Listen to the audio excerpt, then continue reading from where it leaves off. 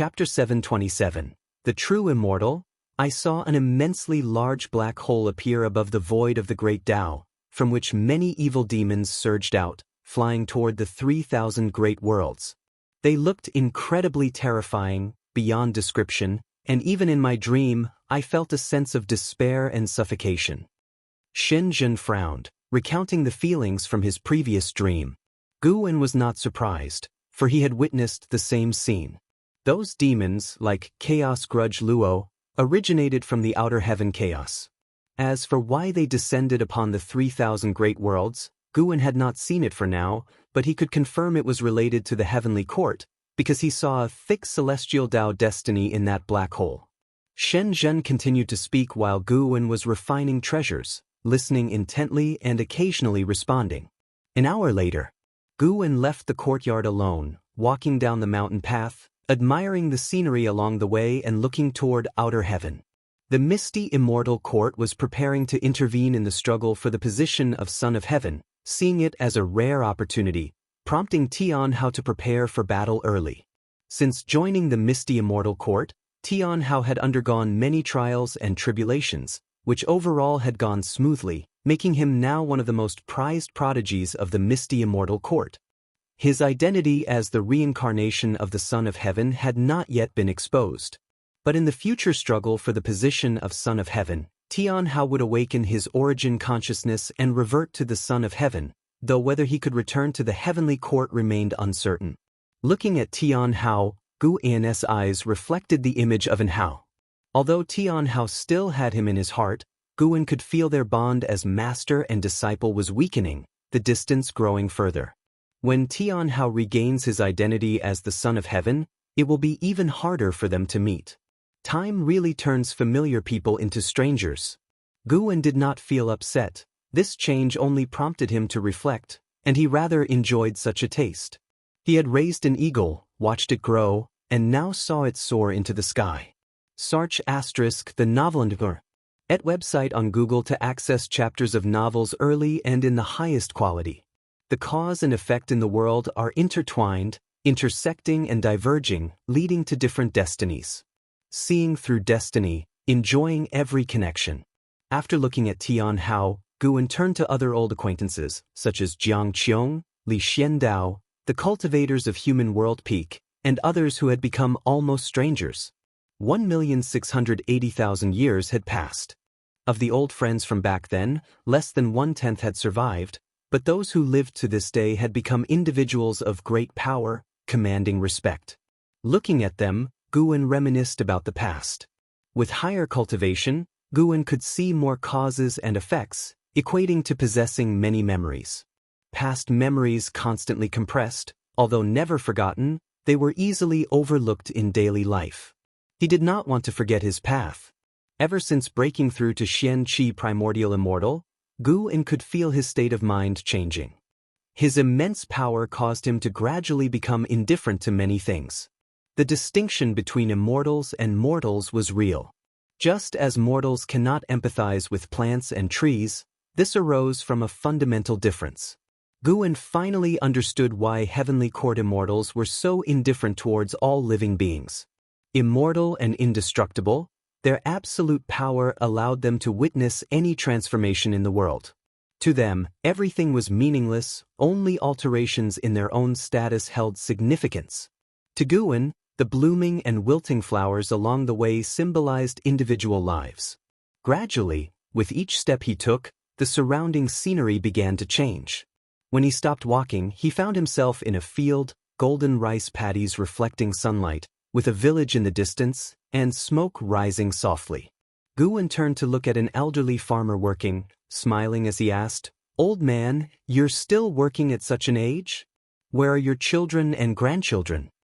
The elderly farmer, dressed in patched clothes, bent over and appeared to be 70 or 80 years old, moving slowly, sweat dripping down his face like tree bark, seemingly unconcerned. Upon hearing Guwen's words, he stopped his task, slowly turned to face Guwen, his eyes squinted into lines, toothless mouth revealing a kind smile, replied, "Though I'm old, I still have strength. As for my children, they were taken by demons in the mountains years ago. I have a grandson, though, He's studying, aiming to achieve scholarly honors soon. How could he do such heavy work? Guwen nodded slightly upon hearing this. The elderly farmer curiously asked, "Where do you come from, young master?" Having lived for so many years, he had never seen someone as finely dressed as Guwen, with such outstanding temperament, resembling an immortal. Of course, even if he were a true immortal, the farmer would not be excited. He had seen through life, ready to embrace the end at any time. Guwen smiled, saying, "I come from the east, longing to traverse the world, to see all the scenery in this human world. Passing by here, am a bit tired. Old man, do you mind if I chat with you?" The old farmer smiled, said, I don't mind. Why not come to my home? Though I have no fine wine or dishes, I can offer you something to quench your thirst and fill your stomach." Guwen took 2 steps forward, sat on a mound, smiling, "No need, I'll just sit here and chat with you." The old farmer tried to straighten his bent frame, leaning on his hoe, smilingly watching Guwen. "As I traveled, I encountered many immortal cultivation sections.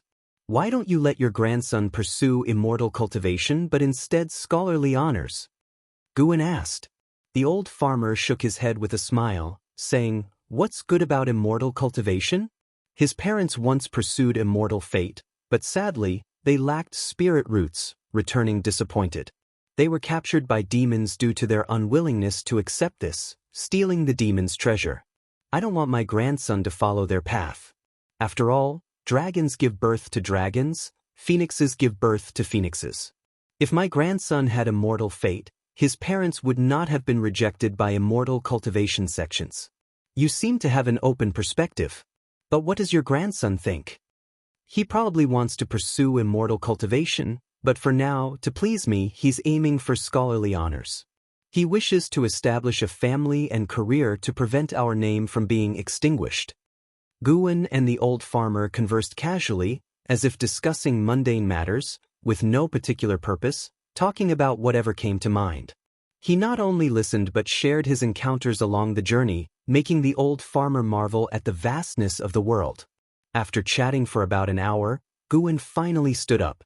Standing on the mound, under the sun, he stretched lazily, while the old farmer watched him, smiling without feeling sad about the impending parting. "Old man, when your journey ends, we shall meet again." Guwen looked down at the old farmer, smiling softly. The old farmer paused, asking, "Are you really an immortal?" Guwen replied, "Compared to me, you are the true immortal." The old farmer showed no joy or confusion upon hearing this. He continued to wear his kind smile, wiped the sweat from his face, said, "Is that so? If true, then that's wonderful. This way, I can bless my grandson with success in scholarly honors." Guwen turned to leave, leaving behind a parting message. Once you become an immortal, you might not care for it anymore. If you find any errors, ads pop up, ads redirect, broken links, non-standard content, etc., please let us know reports so we can fix it as soon as possible. Chapter 728, Great Immortal Divine Essence, Xianyuan Human Venerable. After wandering the human world for half a day, Guwen went to the Taizong dynasty as a guest. Li Xiandao still sat firmly on the emperor's throne. In the hearts of the people of the Taizong dynasty, he already represented Songtian, and no one dared to challenge his authority. Perhaps due to his friendship with Guwen, Li Xiandao had always been considerate and loving towards his people. Although there were internal conflicts within the Taizong dynasty, the general populace remained loyal to him. Guwen could hear people's inner voices and see through anyone's essence. Yet he never judged a person's worth based on their inner thoughts. Everyone's heart has a dark side. As long as Li Xiandao did not commit any great evil, Guwen could tolerate it. Recently, Li Xiandao had his own troubles, not for the affairs of the Taizong dynasty, but for his own cultivation. He too had reached the Zizai immortal realm and needed to undergo the reincarnation tribulation to advance further. However, this tribulation was not a matter of a day or two. Once he embarked on reincarnation, the world would certainly be thrown into chaos. His princes numbered over 100,000, and many had already gained great notoriety. If he disappeared, it would surely cause significant trouble. To this, Guwen could only guide him in pursuing the path of the primordial Dao Emperor. Li Xiandao had previously obtained the chance of the primordial Dao Emperor by accident but gave it up due to insufficient comprehension. Now, hearing Guwen personally say that the path of the primordial Dao Emperor was the correct one, he had no choice but to reassess this opportunity. Guwen only guided and did not go all out to assist Li Xiandao.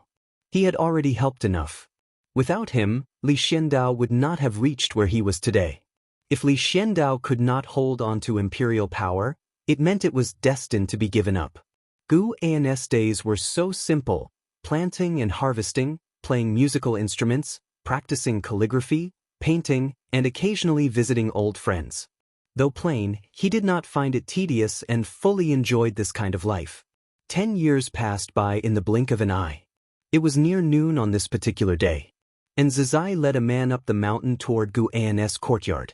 Along the way, third-generation disciples Lu Zidao and Li Qing happened to be descending. Upon seeing Zizai, the two immediately greeted him.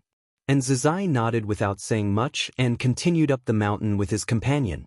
Lu Zidao and Li Qing fixed their gaze on the person behind Zizai. They had never seen him before, but his profound aura indicated he was no ordinary being.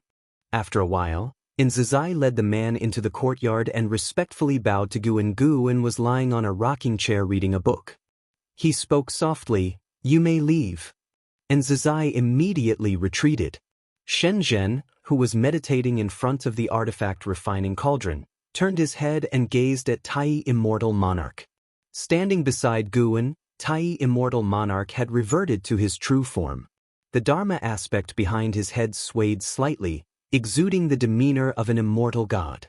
Guwen flipped over, tucked the book into his robe, and smiled at Tai Immortal Monarch. He asked, "How about it? Do you still think about your grandson?" Tai Immortal Monarch's expression was indifferent, vastly different from the old farmer he appeared as 10 years ago. It was impossible to associate the two. Having gone through so many lifetimes, how could I hold onto attachments in each one? Tai Immortal Monarch replied. He paused and said, "Before becoming an immortal monarch, I had already experienced countless reincarnations. If one intends to erase my divine nature through reincarnation, it is impossible, not even I can change it." Guwen stood up, turned his head towards the courtyard entrance, and motioned for Tai Immortal Monarch to follow. Tai Immortal Monarch said nothing and followed Guwen. They did not walk far, merely to the cliff outside the courtyard. Guwen looked at the rainbow between the distant mountains and said, "You came to this world because you favored the Son of Heaven reincarnated here, right? Now, with the 3,000 great worlds about to face a struggle among the sons of heaven, yet the one you chose is still caught in the red dust. What do you think about this?" "A struggle among sons of heaven?" Tai Immortal Monarch raised his eyebrows, unsurprised, and sneered, "Those two sons of heaven indeed couldn't suppress their ambitions." Guwen turned to him, waiting for him to continue. "Those two sons of heaven are the great immortal divine Yuan and Xianyuan human venerable. Their cultivation levels are not among the best, but their mothers are favored by the celestial emperor. Lacking in talent, they thought to play a game with the 3,000 great worlds. They are overconfident. In my view, neither stands a chance." Tai Immortal Monarch snorted coldly, clearly holding those two sons of heaven in disdain. Guwen asked with a smile, "Then what do you think of the son of heaven you wish to support? Does he have hope of becoming the celestial emperor?" Tai Immortal Monarch responded, "No son of heaven can become the celestial emperor. The reason I chose him is that I believe he will eventually return to the celestial court and be favored by his majesty. Eventually, he will become the war god of the celestial court.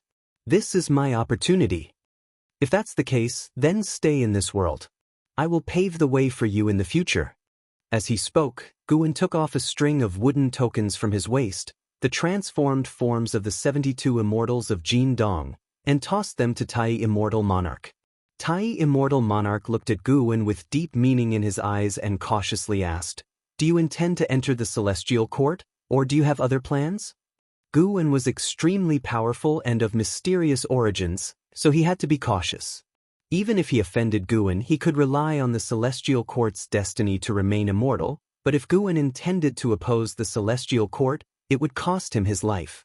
Immortal gods might compete for their own interests, but when it came to the safety of the celestial court, they would all stand united. This was one of the functions of the celestial Tao destiny. Rest assured, I have no intention of opposing the celestial court. Tian Hao and I merely have a coincidental connection. During your reincarnation, his immortal god mentor, Eternal Life Venerable, came and offered me a chance to ascend to immortality, which I gave to another of my disciples. Of course, you can leave now if you wish. It's entirely up to you. Guan said with a smile. With Yang Jian's ascension to immortality, his conflict with the celestial court was less significant.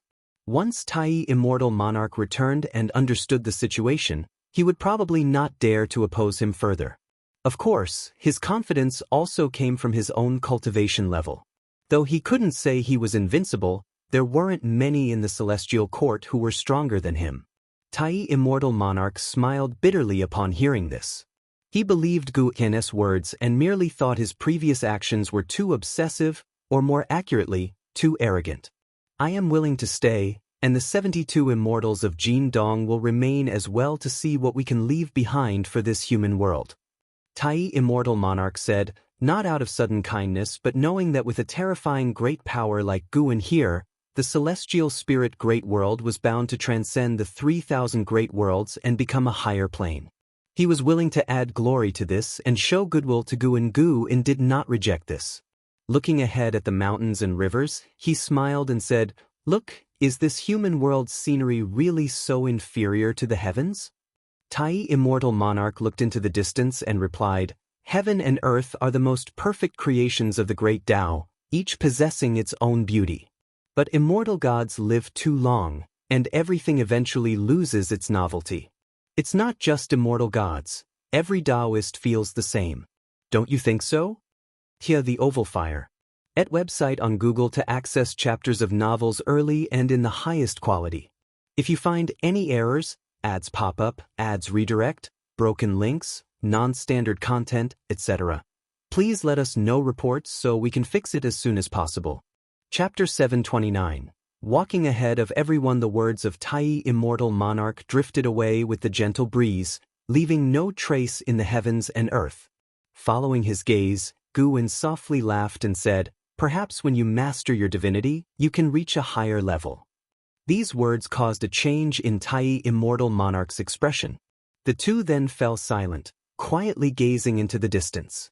After a stick of incense's time passed, Tai Immortal Monarch finally bid farewell to Guan, who did not ask him to stay. Only after Tai Immortal Monarch left 9 Spirit Continent did Guan turn toward his own courtyard. With this turn, a new chapter in the human world began. 1,000,000 years passed in the blink of an eye, like the vast sea rushing by, never to return. This year, Guan's lifespan once again broke through to 1,000,000,000,000 years.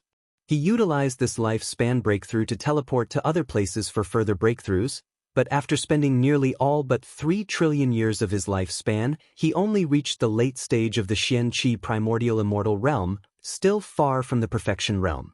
The late stage of the Xianxia primordial immortal realm is vastly different from the early stage.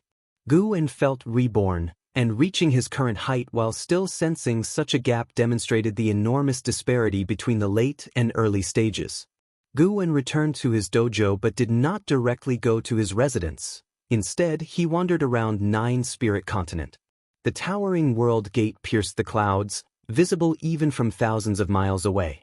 As Guan walked along the mountain path, he could see it from afar, like the most majestic peak in the human world, showcasing its strength. 9 Spirit Continent was isolated from the world, with a rich atmosphere of immortal cultivation. Even the strongest sects in the human world could not compare. With the spiritual energy and Tao intent within the dojo, many free immortals were born over the 1,000,000 years, all venturing to other worlds through the world gate. Of course, not only free immortals could enter the world gate, anyone with the will could freely enter, keeping the continent from becoming overcrowded. Over the long years, outsiders occasionally intruded into 9 Spirit Continent, but the 9 Spirit Dynasty had defenses at the continent's edge, preventing ordinary people from sneaking in. Recently, a powerful free immortal managed to infiltrate. Guwen was heading towards this free immortal, his eyes already reflecting the figure. Indeed, you've grown up and can manage on your own. Guwen sighed in his heart, the breeze stirring his white coat and black shirt. In his good mood after breaking through, he decided to lend a hand. He leisurely advanced, with flowers blooming underfoot with each step, bringing vitality along the way. After half a cup of tea's time, Guwen passed through a forest and arrived at a lake surrounded by mountains. His gaze fell on a small pavilion in the center of the lake, where a black-clad man stood, hands behind his back, staring at the lotus flowers on the lake, lost in thought. This man was none other than Li Ya's disciple, Li Xianyu. The grown-up Li Xianyu already had the demeanor of an accomplished sage, paired with this picturesque scenery, resembling a human world immortal. "Why are you here enjoying the view alone?" A voice entered Li Xianya's ears, startling him. He turned abruptly and upon seeing Guwen in the courtyard, his Dao heart trembled. Fear turned into joy. "A master uncle?" Li Xianyu trembled all over, unsure where to place his hands. Guwen smiled gently and asked, "How is your master? Has he been well lately?" Upon hearing this, Li Xianyu knelt down directly, gritting his teeth as he said, "Master uncle, my master has gone mad. Please, you must save him." "How did he go mad?" Guwen was not surprised and calmly asked, without helping Li Xianyu up. Li Xianyu took a deep breath and said, "Ever since he was defeated by Qin Chuan, he seemed to enter a demonic state, obsessively cultivating the sword Dao and challenging sword cultivators everywhere, with both victories and losses. His obsession offended many, and 1,000 years ago he was defeated by a renowned sword cultivator, breaking his Dao heart. Since then, he has been in prolonged seclusion. After much difficulty, I found him a few years ago, but he was muttering nonsensically and even attacked me. 'Master uncle, my master always said you two were closest. You must help him.'" After listening, Gu Ennis' expression remained unchanged, though he had seen everything about Li Ya unfold. If Guwen hadn't saved him during the battle 1,000 years ago, Li Ya would have died. He had only secretly helped and did not punish the opponent because Li Ya had initiated the challenge and wouldn't let it go.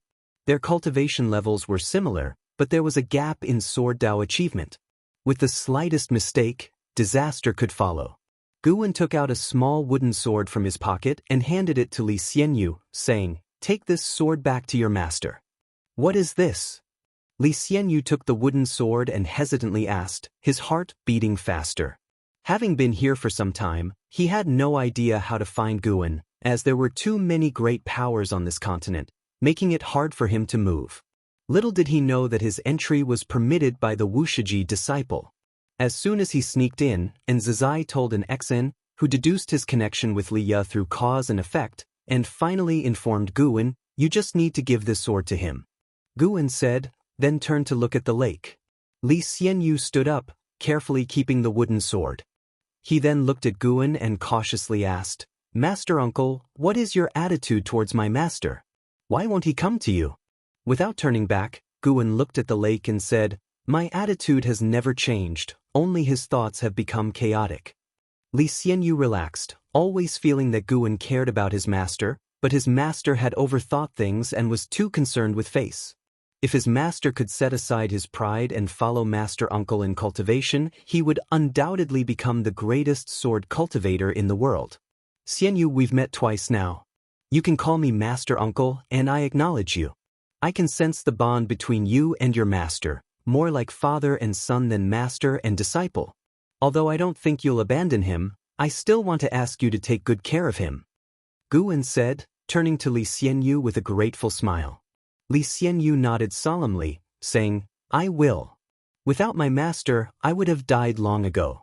I will never abandon him in my life. Your master is combative and proud, but his chivalrous spirit is rare in the world. Frankly, I envy his life, carefree and free. Have you not realized he's always maintained his true self?" Gu Ennis' words made Li Xianyu think deeply. He realized that despite recent changes, before his obsession, his master was always carefree and somewhat unorthodox, just as he had been in his childhood. "Perhaps one day, your master will surpass everyone." Do not tell him this, as it is a heavenly secret I'm revealing to you. Sar the Novel Fire. Net website on Google to access chapters of novels early and in the highest quality. Gu An's mysterious smile made Li Xianxia's imagination run wild. He sensed that Gu An implied his master would become his greatest fortune and support. However, Li Xianxia couldn't help but ask, will he surpass you? He knew his master had always wanted to surpass his master-uncle, which was why he never sought his help. Faced with this inquiry, Gu An simply smiled and did not answer. If you find any errors, ads pop up, ads redirect, broken links, non-standard content, etc., please let us know reports so we can fix it as soon as possible. Chapter 730. Not competing for immortal gods. Since the dissolution of the Tao court, chaos in the human world has been continuous. Even though more than 1,000,000 years have passed, no sect has been able to unify the world. However, the overall power of the celestial spirit great world has been constantly increasing. This is evident from the heavenly Tao light layer that envelopes the celestial spirit great world, which has become increasingly brilliant, extending its illumination over a wider range of the universe. The names of the 100 sects in the human world have gradually been eliminated by time, and the world's layout is ushering in new changes. In the context of contention among numerous heroes, the gap between sects has begun to widen. 9 sects have emerged, becoming the supreme Taoist lineages in the hearts of the people. In the years that followed, Tai Immortal Monarch and the 72 Immortals of Jin Dong widely dispersed immortal fates in the human world, promoting the development of immortal cultivation techniques. Meanwhile, in the 3,000 great worlds of outer heaven, traces of immortal gods have started to appear, and the prelude to the struggle for the Son of Heaven is brewing. Taiwei Great World. In a bright and grand palace, Zhu Shi, dressed in majestic golden robes, sat in the principal seat. Her hair was coiled high, bound beneath a holy crown, her expression severe, with an oppressive aura of indifference to all living beings emanating from her brow. Many cultivators stood in the hall, all wearing the same large robes, each with a dignified and martial bearing. An elderly white-haired cultivator stepped forward, cupped his hands in salute to Zhu Shi, and said, "Your Majesty, although the words of that immortal god cannot be fully trusted, we must still exercise caution. If such a catastrophe truly befalls the 3,000 great worlds, our holy court must prepare in advance." Upon these words, the others in the hall voiced their agreement one after another. Since the mysterious supreme entity obliterated the divine court, Zhu Shi seized the opportunity to establish the holy court. Although it has gone through many tribulations, the holy court has now finally managed to barely grasp the Taiwei Great World and can be called the master of Taiwei Great World. Not long ago, a star monarch descended, claiming to come from the celestial court, seeking heavenly secrets, and then divulged the struggle for the Son of Heaven. This matter greatly shocked the nobility of the holy court. Zhu Shi sent them back to digest it individually, and only after a few days did they begin to discuss it. Now, most holy officials believe that this matter cannot be taken lightly, and one must be sent to outer heaven to investigate if other great thousand worlds have received the news. Concurrently, they must quickly control the Taiwei Great World. The Taiwei Great World is indeed too deep. Even though Zhu Shi has already united many world clans, there are still many forces in the Taiwei Great World that make the holy court wary. As Zhu Shi listened to the minister's discussions, her face remained expressionless, but she felt a headache and helplessness. After finally stabilizing the situation, an even greater calamity emerged. As for whether the struggle for the Son of Heaven was real, she saw the threat of the celestial court. The cultivation level of that star monarch was unfathomable. Even if what he said was false, the holy court would still have to face him. Even though the current holy court controlled most of the world, she truly lacked confidence in facing the star monarch. But she knew that she must make a decision and take action. The struggle for the Son of Heaven indeed cannot be ignored, but the great plans for the world also must be executed on the path. Zhu Shi spoke slowly. As she spoke, everyone fell silent, waiting for her orders. She began to issue orders one by one, mobilizing the overall strength of the holy court. The holy officials in the hall took their orders successively. As one sacred decree after another was issued, a chilling atmosphere spread over the grand hall. Xianxia the novel, et website on Google to access chapters of novels early and in the highest quality. After a long time, all the holy officials left, and Zhu Shi stood up, disappearing into thin air within the grand hall. The next second, she appeared in a bamboo forest and stepped toward the depths of the bamboo forest. As she proceeded, a pavilion surrounded by cyan bamboo appeared in front of her. In front of the pavilion, there was a small courtyard planted with various flowers and plants. Before she got close, a fragrant scent penetrated Zhu Zai's nose. She walked straight into the courtyard and stopped in front of the main door, saying, "Senior, I have a matter for which I must seek your help." "Does it concern the celestial court?" An ancient voice came from within the pavilion, causing Zhu Shi to raise her eyebrows as a strange light flickered in her eyes. "That's right, Senior anticipated it?" Zhu Shi asked curiously. When that Han Sha immortal monarch descended to the mortal world before, he mentioned the struggle for the Son of Heaven. He was acting on behalf of a certain Son of Heaven, having the divine court collect living beings to refine a demon god body. The demon god body possesses power comparable to an immortal god, and it is an important piece for that Son of Heaven. The ancient voice sounded again, with no trace of emotion in its tone. Zhu Shi had already speculated about this. That immortal god making the divine court capture so many mortal spirits was clearly preparing for something major. Now, the news of the struggle for the Son of Heaven had come, and it was evidently related. The struggle for the Son of Heaven is unstoppable. It is both a crisis and an opportunity. I know why you have come. Since the struggle for the Son of Heaven is about to begin, I will support you. But you need to promise me one thing. Upon hearing this, Zhu Shi immediately asked, "What is it?" The senior in the pavilion was no ordinary person. He was once the master of the divine court and had lived for an untold number of years. Disapproving of the divine court and immortal god's actions, he left the divine court. Meeting him was a stroke of fate for Zhu Shi. Although the senior had never really helped her directly, he had provided much intelligence, which allowed her to avoid many troubles. If the Son of Heaven you support wins, you cannot compete for the title of immortal god. The ancient voice said slowly.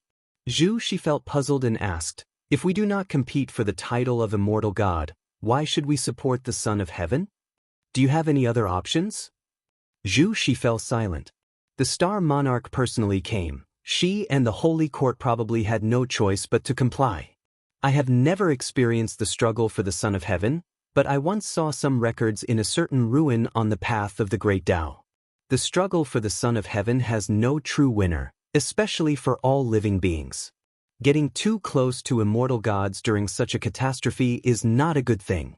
I do not want the future master of heaven and earth to lead Taiwei to its doom.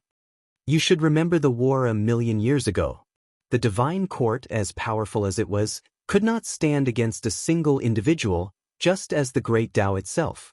The 3,000 great worlds seem vast and boundless, but in the eyes of the immortal gods, they might be of little significance." The words of the ancient voice made Zhu Zai's face turn grim. She had long felt the arrogance of the immortal gods. The other's words made her sense a great crisis. Upon confirming that the struggle for the Son of Heaven was real, she had also developed an ambition to become an immortal god. If she felt this way, what of others? Once the struggle for the Son of Heaven begins, and the immortal gods promise ascension, her control over the holy court would be difficult to maintain. Zhu Shi stood before the door, contemplating for a long time. She took a deep breath and said, "Senior, I promise you." Clang. The door opened, and a token flew toward Zhu Shi. It was a green jade token, emitting a golden light, rotating autonomously. "Take this token to the ancient god Xianxia and meet that supreme. He will know what to do." Upon hearing this, Zhu Zai's face showed joy. She knew what the supreme of ancient god Xianxia represented. Not only was the supreme's divine skills vast, but his disciples were also innumerable and widespread throughout the world. With his support, the holy court would undoubtedly be able to completely control the Taiwei Great World. "Thank you, Senior." If you find any errors, ads pop up, ads redirect, broken links, non-standard content, etc., please let us know reports so we can fix it as soon as possible. Chapter 731. The Celestial Emperor's only mount. Time flies like an arrow. 500,000 years have passed since Li Xianyu left. Within the Taoist field of the beginningless, Guwen sat by the lake painting. What he painted was a landscape, but his thoughts drifted outside of the nine-spirit continent. Liya had shown extraordinary comprehension in the ways of the primordial Tao Emperor, achieving such a level in just 500,000 years. During this period he hadn't sparred with others, instead immersing himself in his cultivation. Even though he remained low-key, his disciple Li Xianyu, on the other hand, stirred up trouble. Li Xianyu fell in love with a woman, but that woman had been betrothed by her family. She left her family to escape the engagement and then coincidentally met Li Xianyu. The two decided to face the pressure from her family together, but by a twist of fate, the woman was forced to her death within her family. Now, not only did her family want to kill Li Xianyu, but also the family that she had been betrothed to sought his death to avenge their honor. Both families were ancient and formidable, each boasting ancestors at the Taoist collection Freedom Immortal realm. Guwen watched silently. He wasn't worried about Li Xianyu getting into trouble because Liya would intervene. The upcoming battle for his disciples' rescue would see Liya exhibit a sword Tao that would shock the world, establishing him as the foremost sword cultivator in the world.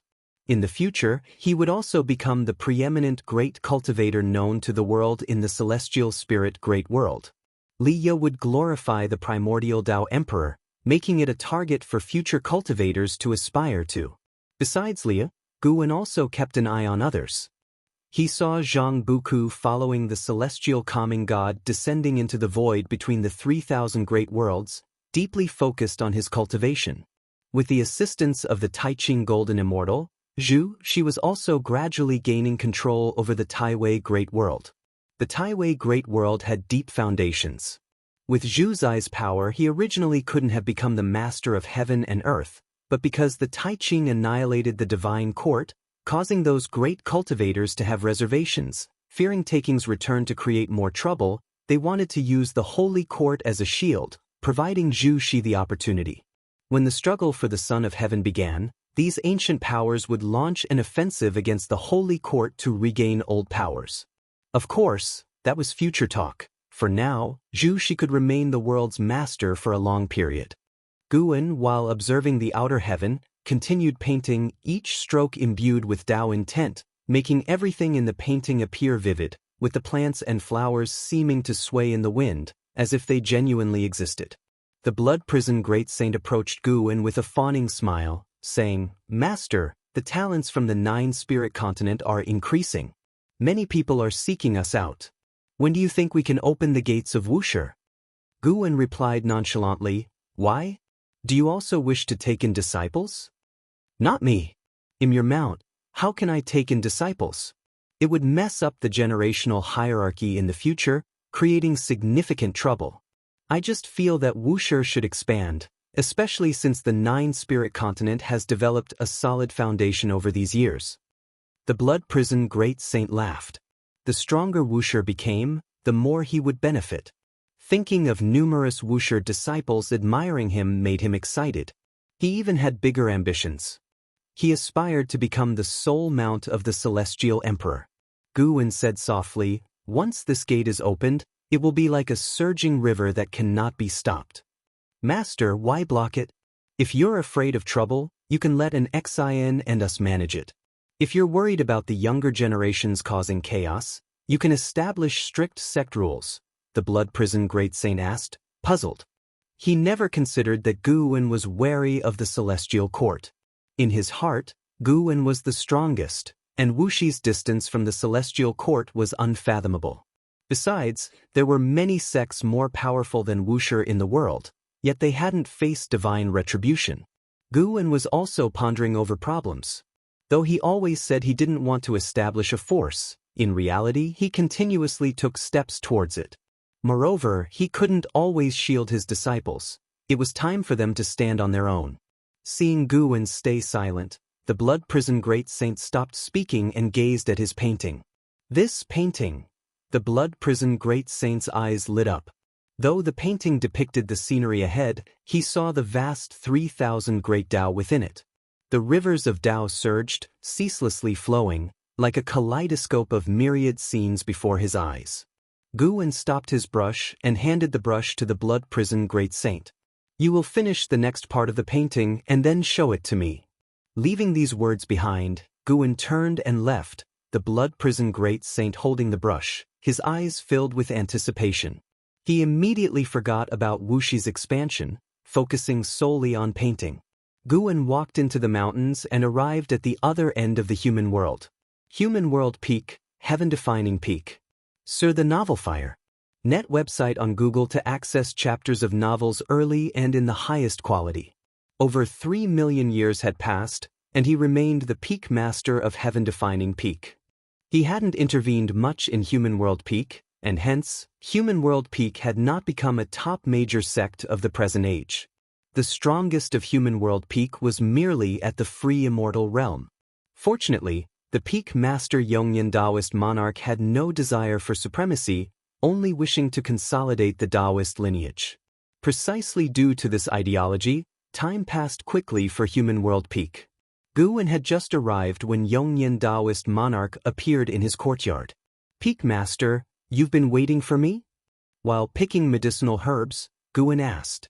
Yongyan Taoist monarch couldn't catch his presence, but could perceive the movements within the courtyard. Of course, this was also because Guwen wasn't deliberately hiding. He had countless ways to prevent Yongyan Taoist monarch from noticing his arrival. Yongyan Taoist monarch donned a white Taoist robe, exuding an immortal aura. His smile was kind and approachable. Within Human World Peak, he was deeply loved by the disciples, who all believed him to be a good person. Indeed, I have encountered some confusion recently and wish to seek your guidance. Yongyan Taoist monarch said with a joyful smile. Guwen returned once a month, and over time, the two had become friends, at least that's what Yongyan Taoist monarch thought. Since knowing Guwen, he had always found him mysterious, suspecting his cultivation was exceedingly high. By now, he even thought Guwen might be a Taoist collection free immortal, as even the free immortals in their sect couldn't detect Guwen's movements. To him, a Taoist collection free immortal was an immense existence, although there were still the profound Yuan free immortal, heaven-encompassing free immortal in the world. As for the supporting Tao sword venerable, that was for him an unimaginable legend. Guwen didn't stop his hands, casually asking, what confusion would I be capable of resolving? Yongyan Taoist monarch laughed. It's about the primordial Tao emperor. Didn't I mention before that I obtained an opportunity related to the primordial Tao emperor? I intended to give it to you, but you refused. I believe you are the primordial Tao emperor, so your Tao practice is unfathomable, not concerned with the primordial Tao emperor's opportunity. Guwen didn't respond. The opportunity related to the primordial Tao emperor wasn't given by him to Yongyan Taoist monarch. With the continuous emergence of primordial crystals across the 3,000 great worlds, the celestial spirit great world had them too, and Yongyan Taoist monarch had acquired one. One could say Yongyan Taoist monarch indeed had no small amount of fortune. Alright, I haven't achieved the primordial Tao emperor either, I just explored it earlier than you. Guwen responded helplessly. Yongyan Taoist monarch smiled even more. As expected, you are hidden in the Human World Peak, probably to better achieve enlightenment, right? If you find any errors, ads pop up, ads redirect, broken links, non-standard content, etc., please let us know reports so we can fix it as soon as possible. Chapter 732, Xianxia Primordial Immortal Realm Perfection. Regarding Yongyan Daojian's probing, Guwen didn't deny it. He continued gathering medicinal herbs, and Yongyan Daojun wasn't in a hurry, following behind him, chatting about the recent affairs of Human World Peak. Although Guwen never participated in Human World Peak's decisions, Yongyan Daojun liked to tell him these things, not with any special purpose, but just to deepen their relationship and have something to talk about. After Guwen finished gathering the medicinal herbs, he followed Yongyan Daojun to his dojo. This lecture continued for 4 days. When Guwen left, Yongyan Daojun was still in the state of reincarnation projection. This guy didn't bother to guard against him at all, making Guwen shake his head and chuckle. Giving a lecture to young Yen Daojun was just a small episode in Guwen's life, hardly making any impact, but through young Yen Daojun's opportunity, he could sense the development level of the primordial Dao Emperor. If there were no upheavals in the future, the primordial Dao Emperor would surely reach a level comparable to or even surpassing the Daoist Emperor. The stronger the primordial Dao Emperor's fortune, the more benefits it would bring to Guwen as well. If the primordial Dao Emperor's fortune were destroyed, it wouldn't harm him a bit, but if he died and the primordial Dao Emperor's fortune remained, he could come back to life through the primordial Dao Emperor's fortune. This was similar to the Heavenly Court's fortune. For Guwen, the next major event was to break through to the perfect realm of Xianxia Primordial Immortal, and he was very much looking forward to it. Unknowingly, breaking through a minor realm has become as challenging as breaking through a major realm. Guwen walked in the forest, thinking this way. His understanding of the primordial Dao fruit was getting deeper and deeper, feeling the profundity of the great Dao. Although the Xianxia Primordial Immortal still carried the name of an immortal, it had actually surpassed the essence of an immortal. Becoming an immortal was a process of comprehending the great Dao, while the Xianxia Primordial Immortal itself was equivalent to the great Dao. So far, apart from the one in the Supreme Origin Forest and the mysterious bones buried in the desperate celestial tomb, he hadn't felt the aura of other Xianxia Primordial Immortals. Perhaps the Xianxia Primordial Immortals had already merged with the great Dao, omnipresent and hard to trace. Guwen pondered while walking forward.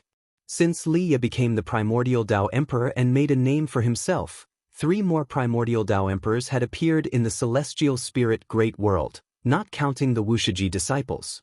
The emergence of the primordial Dao Emperors completely changed the structure of the human world, with the 9 major sects all starting to pursue them, and traveling beyond the outer heaven became the new pursuit of the immortal cultivators of the new era. In the outer void, it was easier to comprehend the great Dao, which would help them seek greater opportunities. In the blink of an eye, another 1,000,000 years passed. Among the second-generation disciples of the Taoist field of the beginningless, an Exen, blood prison great saint, Tianhong Emperor, celestial demon child, and LV Xian had all successively reached the level of Taoist Zhongzhizai Immortal, with the weakest at the Zizai Immortal realm. And the number of third-generation disciples kept growing, present in all realms. This year, just after the Spring Festival, Guwen went for a breakthrough, and including the round trip, it consumed nearly 800 trillion years of lifespan, successfully reaching the perfection realm of Xianxia Primordial Immortal. Upon reaching the perfection realm, Guwen experienced a comprehensive improvement, far beyond his imagination regarding the gap between the late stage and the perfection. He felt that it was almost impossible for the late stage of the Xianxia Primordial Immortal to defeat the perfection realm of the Xianxia Primordial Immortal. Now, the Celestial Court was already within his sight. Although the Celestial Court's fortunes still concealed many areas inside, the Celestial Court no longer appeared mysterious to him. The number of Heavenly Court immortals was indeed terrifying, and the presence in various realms far exceeded his expectations. Not to mention the Xianxia Primordial Immortals, the Heavenly Court had over 100 Dao Extreme Daluo Immortals, and the number of Miaojin Daluo Immortals surpassed 10,000, which was simply absurd. There was a palace that made him feel uneasy, and his instincts told him that approaching it would result in something extremely dreadful. The plaque of the palace bore 4 large characters. Palace of the Pole Star. The treasure hall of the Celestial Emperor. Seeing this treasure hall, Guwen knew that he had no correlation with the Celestial Emperor. Feeling the aura of the highest absolute, he could clearly perceive that the other party was his reincarnation body, everything visible to the True One's eyes. From the feelings the Palace of the Pole Star gave him, he knew he not only had no relation with the Celestial Emperor, but it was also impossible for his reincarnation body to become the Son of Heaven. The strength of the Celestial Emperor was exceedingly terrifying, and just the remnants of his aura could isolate all cause and effect. Guwen could conclude that the Celestial Emperor's cultivation level far surpassed the Xianxia Primordial Immortal. Fortunately, the Celestial Emperor was not inside the Celestial Court. Although many areas of the celestial court were obscured by fortune, if the celestial emperor descended, it would be as dazzling as the midday sun, impossible to ignore. The aura of the celestial emperor inside the palace of the Polestar was already scalding enough. With the celestial emperor present, the hegemony of the celestial court could not be shaken. Thus, Guan felt that the struggle for the Son of Heaven was so laughable. The Son of Heaven could never replace the celestial emperor. Of course, the Sons of Heaven might be vying for the celestial emperor's favor. Absolute invincibility and eternal life? What kind of mindset would such an existence have after experiencing all changes? How did he view the 3,000 great worlds and the 3,000 great Tao? Guan was full of curiosity about the celestial emperor's perspective. With this curiosity, he arrived at a lake within the Taoist field of the beginningless, where he liked to fish. Just as he sat down on his usual stone chair, a figure descended from the sky, landing behind him and respectfully saluted him. It was none other than Tianhong Emperor. Tianhong Emperor had fully awakened his immortal god memory, his previous identity being Tianhong Star Lord, having no relation with Tai Immortal Monarch, but related to Profound Star Immortal Monarch who previously wanted to preach. Profound Star Immortal Monarch was very clever. After his failure, he did not appear again and has not been involved in the celestial spirit great world since. Master, now that I have fully awakened my immortal god identity, the heavenly court's fortune will soon return, and I fear I cannot stay in the Taoist field of the beginningless any longer. Tianhong Emperor said with a worried expression. Once the heavenly court's fortune infiltrated, the Taoist field of the beginningless would be entirely exposed to the heavenly court. He knew his master wouldn't allow anyone to pry into the dojo, not even the heavenly court immortals. Sia the Novelier. T website on Google to access chapters of novels early and in the highest quality. Rather than being expelled by his master, he decided it would be better to leave voluntarily. Over the years of cultivating in the Taoist field of the beginningless, he gained much, and even recalling with his identity of Tianhong Star Lord, it was a great opportunity, so he was full of gratitude to Guan. When you return, I don't expect you to show mercy to all living beings, but do not harm them either. Immortal gods need the worship of all living beings. Having received such incense offerings, they ought to protect them. Guan faced away from Tianhong Emperor, speaking leisurely. Over the years, Tai Immortal Monarch and the 72 Immortals of Jin Dong had been widely disseminating opportunities, also seeking the incense offerings of the mortal spirits, resulting in many divine statues and temples of theirs appearing in the human world. Tianhong Emperor replied, I will definitely remember. No matter how much time passes, you will always be my master. He wasn't arrogant because of his immortal god status, for his master was more formidable than all the immortal gods he knew. Perhaps only the legendary celestial Tao Venerable could compare to his master. Go! Guan didn't say much more. They were not mortals. Even in case of eternal goodbye, there was no need for many words. Some bonds could be felt even without words.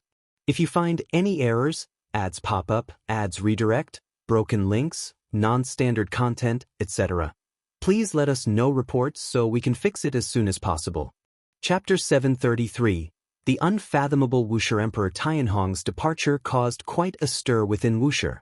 After all, he was the only one who could compete with an Xian and the Blood Prison Great Saint. Not even Xian could surpass him. Guan did not hide his true origin either.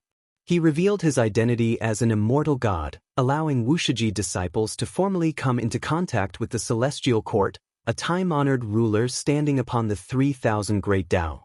Immortal god reincarnation. Second-generation and third-generation disciples were stunned, and an Xian shared her knowledge of the celestial court with them, ensuring a deeper understanding. Knowing that some Wuxia disciples had ascended to immortality, the disciples within the dojo were even more thrilled. They felt that Wuxia was omnipotent, capable of achieving immortality and roaming the heavens. At the same time, they began to speculate more about Guan. Even after millions of years of cultivation within Wuxia, no one knew Guan's origins, including an Xian and celestial demon child. See to shovel fire. Net website on Google to access chapters of novels early and in the highest quality. Gu-wen could hear the disciples' conjectures about him. He did not care, however, the more the disciples revered him, the better it was. At the very least, it prevented any chaos. After Emperor Tianhong's departure, an Xian approached Gu-wen again, asking whether to open the sect widely, but Gu-wen refused. However, he did ease a bit, allowing disciples to take on apprentices. From the second generation and onward, each disciple could only take one apprentice, and should the apprentice commit evil, the master would also be held accountable. One person taking one apprentice seemed like a small number, but generations down the line, Wuxia was bound to grow stronger. Shortly after Gu-wen eased up, within less than 10 years, the first fourth-generation disciple was born. Gu-wen was indifferent to the fourth-generation disciples and did not visit them in person. He prepared to hand over the major responsibilities to an Xian, preferring not to bother with trivial matters. An Xian did not monopolize authority. Instead, she let her eldest disciple, Xianxia, manage many affairs. Xianxia often sighed, bearing the name Xianxia, free, yet he did not feel free. Of course, he was merely expressing himself. He was quite satisfied with his current life, having found his own worth. Wuxia was gradually becoming stronger, and the world's various sects were doing the same.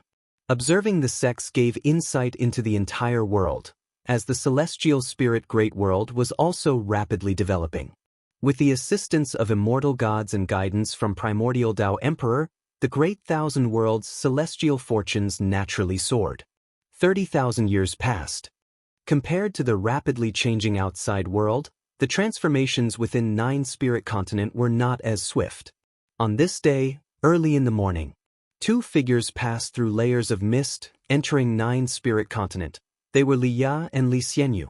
Liya was still dressed in black, his long hair tied behind him, with 2 strands framing his face. The gentle breeze caused his robe to flutter constantly, yet his stance remained as unyielding as a mountain. Xianxia's aura, though not as dominant as his master's, exuded the demeanor of a great power.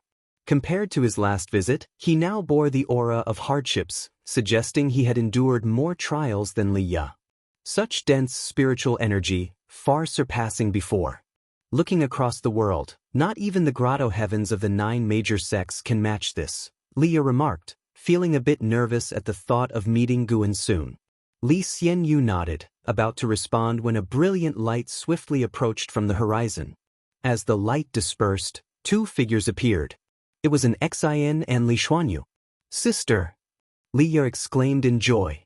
He had worried about Xianxia, but seeing her here eased his mind considerably. He instantly noticed that Xianxia had also achieved the status of free immortal, making him marvel at the remarkable fortunes of junior brother Gus Dojo. The Li family produced 2 free immortals, enough to soar to great heights. Yet, both of these free immortals were not in the Taizong dynasty. Xianxia was equally delighted to see Liya and immediately approached him. Liya did not act impolitely. He first greeted an Xian and introduced his apprentice. "Your apprentice is quite remarkable, having already reached the cultivation level of free immortal." Xianxia praised as she examined Xianxia. An Xian was not surprised. She had sensed it when Xianxia last visited. At that time, he had already achieved free immortal status. Xianxia's cultivation speed was undoubtedly top tier, causing an Xian to suspect that he had received guidance from their master. She knew that their master often kept an eye on Liya, possibly aiding him secretly. He is indeed promising, but the path ahead is long for him as a free immortal. Liya smiled. The 4 then flew towards Wuxia while chatting, mostly Liya and Xianxia conversing. Xianxia expressed, "You remain the same, always stirring things up. Compared to you, my experiences are quite dull, having mainly cultivated within the dojo." Liya shook his head, "Though you stayed here, your cultivation level is not inferior to mine." Despite his words, Liya did not consider Xianxia to be his opponent. On the contrary, he was curious about Nzin's strength. In his perception, Nzin's cultivation was unfathomable, with her gaze making him feel uneasy. He suspected that an Xian had surpassed the free immortal level. If that were true, It would be extraordinary. An Xian, as his junior, had surpassed him. Back in Supreme Sect, apart from being Gu An's disciple, an Xian was nothing remarkable in his eyes. Who would have thought that, from Supreme Sect, an Xian could reach this level? As they flew, passing through the cities, Leah was amazed by the spiritual aura of the beings along the way. All the beings here were engaging in immortal cultivation, and their levels were substantial. Nearly every city contained individuals surpassing celestial and earthly immortals, a foundation unmatched by the 9 major sections. Xianxia also marveled silently. Compared to his last visit, the continent had transformed significantly, even giving him the illusion that this was the real center of the celestial spirit great world. When the master-apprentice duo saw the cloud-enwrapped Wuxia gate, they were even more astounded. Xianxia had seen it before, but from a distance. Being closer allowed him to truly feel Wuxia gate's vast aura, inspiring a sense of reverence. An Xian noticed Liya's astonishment and explained the origins and uses of Wuxia gate. After understanding, Liya was even more impressed with junior brother Gu's Dao practice. Just how strong was junior brother Gu? He realized that the higher his own cultivation level, the greater the gap became between him and junior brother Gu. He did not feel disheartened because he knew it's not that his strength didn't grow fast enough, but the original gap was huge. Now he could see it more clearly. The four did not pause, and amidst Liya's continuous marveling, they finally reached the core dojo of Wuxia. He could sense an invisible, immense barrier separating the outside world. Stepping inside, the overwhelming Dao intent flooded towards him, filling him with an exhilarated sensation. "Liya, you rascal, you're still alive?" A cheerful laugh rang out. Liya turned to see a middle-aged man standing under a tree in the forest below, gazing up at them. Supreme Sect's Zuijian. He was here too. Liya was once again shocked because Zuijian had also reached Zizai Immortal Realm. If you find any errors, ads pop up, ads redirect, broken links, non-standard content, etc., please let us know reports so we can fix it as soon as possible. Chapter 734. Divine Origin Immortal Palace. Liya and Zuijian could not remember how many years had passed since their last meeting, only that it seemed like a distant memory. Their unexpected reunion in a foreign land, separated by millions of years, filled them both with deep emotions. An Xian stopped, allowing the two to reminisce. Zuijian, seeing the current Liya, was very pleased. He recalled that more than 4 million years ago, Liya was just an ordinary disciple of the Supreme Sect. At that time, and Hao and Wuju were the talents overshadowing him. Who would have thought that over 4 million years later, and Hao and Wuju had vanished without a trace, while Liya had become the #1 sword cultivator in the world. As a sword cultivator himself, Zuijian naturally paid close attention to such a title.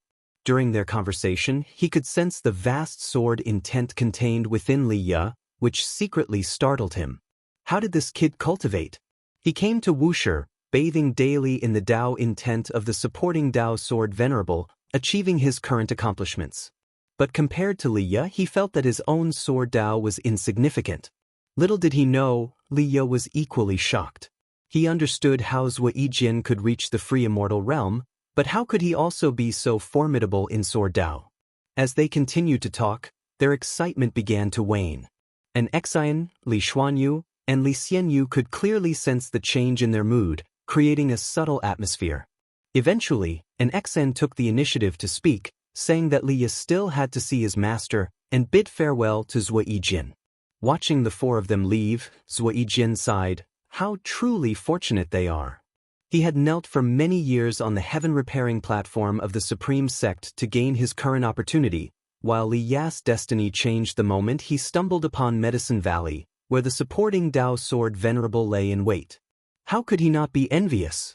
He remembered that in those days, Liya wasn't even the most outstanding in the Li family, let alone in the Supreme Sect. Zuijian then thought of his son, Zuolin.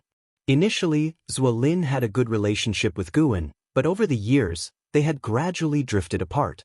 Elsewhere, Li Xianyu flew to Liya's side and asked curiously, "Master, do you bear a grudge against him?" Liya gave him a sideways glance and said, "How could there be a grudge? I grew up with his son." The Tao heart is still not stable enough. Even this could upset me? Li Ye despised himself in his heart. How could he belittle others, especially his old acquaintance? If it were junior brother Gu, he certainly wouldn't react this way. With this thought, Li Ya's eyes regained their usual indifference. He decided that once he returned, he would cultivate his Tao heart anew. Li Xianyu, unaware of his master's thoughts, continued to ask about Zuijian's identity. Li Ye didn't hide anything and recounted the past between Zuijian and Guan. Knowing that Zuijian had impressed Master Gu through years of persistence, Li Xianyu couldn't help but marvel at how fortunate both he and Li Ye were. Master, junior brother Gu really holds you in high regard. I'm even tempted to join the Wuxia sect now. Li Xianyu's words didn't anger Li Ye. He knew the kid was intentionally teasing him. Of course, if Li Xianyu could join the Wuxia sect, he would be happy as his master. But Wuxia isn't a place he could decide on his own, nor does he have the face to ask Guan, considering how much he owes him. Soon after, the four of them descended onto the peak where Guan resided. An Xian and Li Xuanyu signaled for them to enter the courtyard, then the two women disappeared. Li Ye gazed at the courtyard gate, not daring to pry with his divine sense. To his surprise, he felt a bit nervous. However, with Li Xianyu watching him, he had to maintain the demeanor of a master. He straightened his back and walked towards the courtyard gate. Li Xianyu, watching his back, found it amusing. Who would have thought Master could get so nervous? Could Master Gu really be his junior brother? It felt more like he was his master's master. As Li Xianyu thought, he followed behind Li Ye, suddenly feeling that his master's meeting with his junior brother would be interesting. Entering the courtyard, Li Ye saw a large cauldron and a slender figure meditating in front of it. The figure's back looked familiar, as if he had seen it somewhere before. He didn't think much of it. Seeing old acquaintances in Gu En's dojo was quite normal. See Tichnell Fire. NT website on Google to access chapters of novels early and in the highest quality. His eyes shifted to a figure under a big tree in the courtyard. That person was lying on a long chair reading a book, a posture that left him dazed. He recalled how, over 4 million years ago in Profound Valley, Guan also enjoyed lying down to read. Brother, why are you standing there daydreaming? Have you been severely injured recently, harming your mind? Gu An's teasing voice brought Li Ye back to reality. For some reason, hearing Gu En's taunt relaxed him, as if their relationship had returned to the old days. A smile appeared on Li Ya's face as he stepped forward and said, "How could that be? When have I ever been seriously injured?" Seeing his master relax instantly, Li Xianyu grew more respectful towards Guan. Not only was Master Gu powerful, but he also empathized with others. Such a great power was truly the supreme being of the human world. Eager to hear what his master and junior brother would discuss, Li Xianyu quickly followed. Sunlight streamed into the courtyard, and birds flew out of the woods as if celebrating the heartwarming reunion of old friends. Under the blue sky, an endless sea of clouds lay still, and an old tree stood at its zenith. A white-robed Taoist was meditating beneath the tree. It was none other than Li Xuanmiao. After attaining his Immortal class and gaining Celestial Court destiny, his cultivation level had soared, now reaching the innate Golden Immortal realm, and it was still rapidly growing. Though his position was now that of an Immortal monarch, the innate Golden Immortal realm was still unqualified for an Immortal monarch, so he hadn't started his Immortal duties yet. A rainbow of 7 colors descended from the sky, landing 7 steps away from Li Xuanmiao. A lean old man in purple, frail and thin to the bone but with bright, sword-like eyes, full of sharpness, appeared before him. Immortal Monarch Xuanmiao, I bear a decree from the Supreme. You are to go to the Divine Origin Immortal Palace to receive the Heavenly Tao Divine Weapon.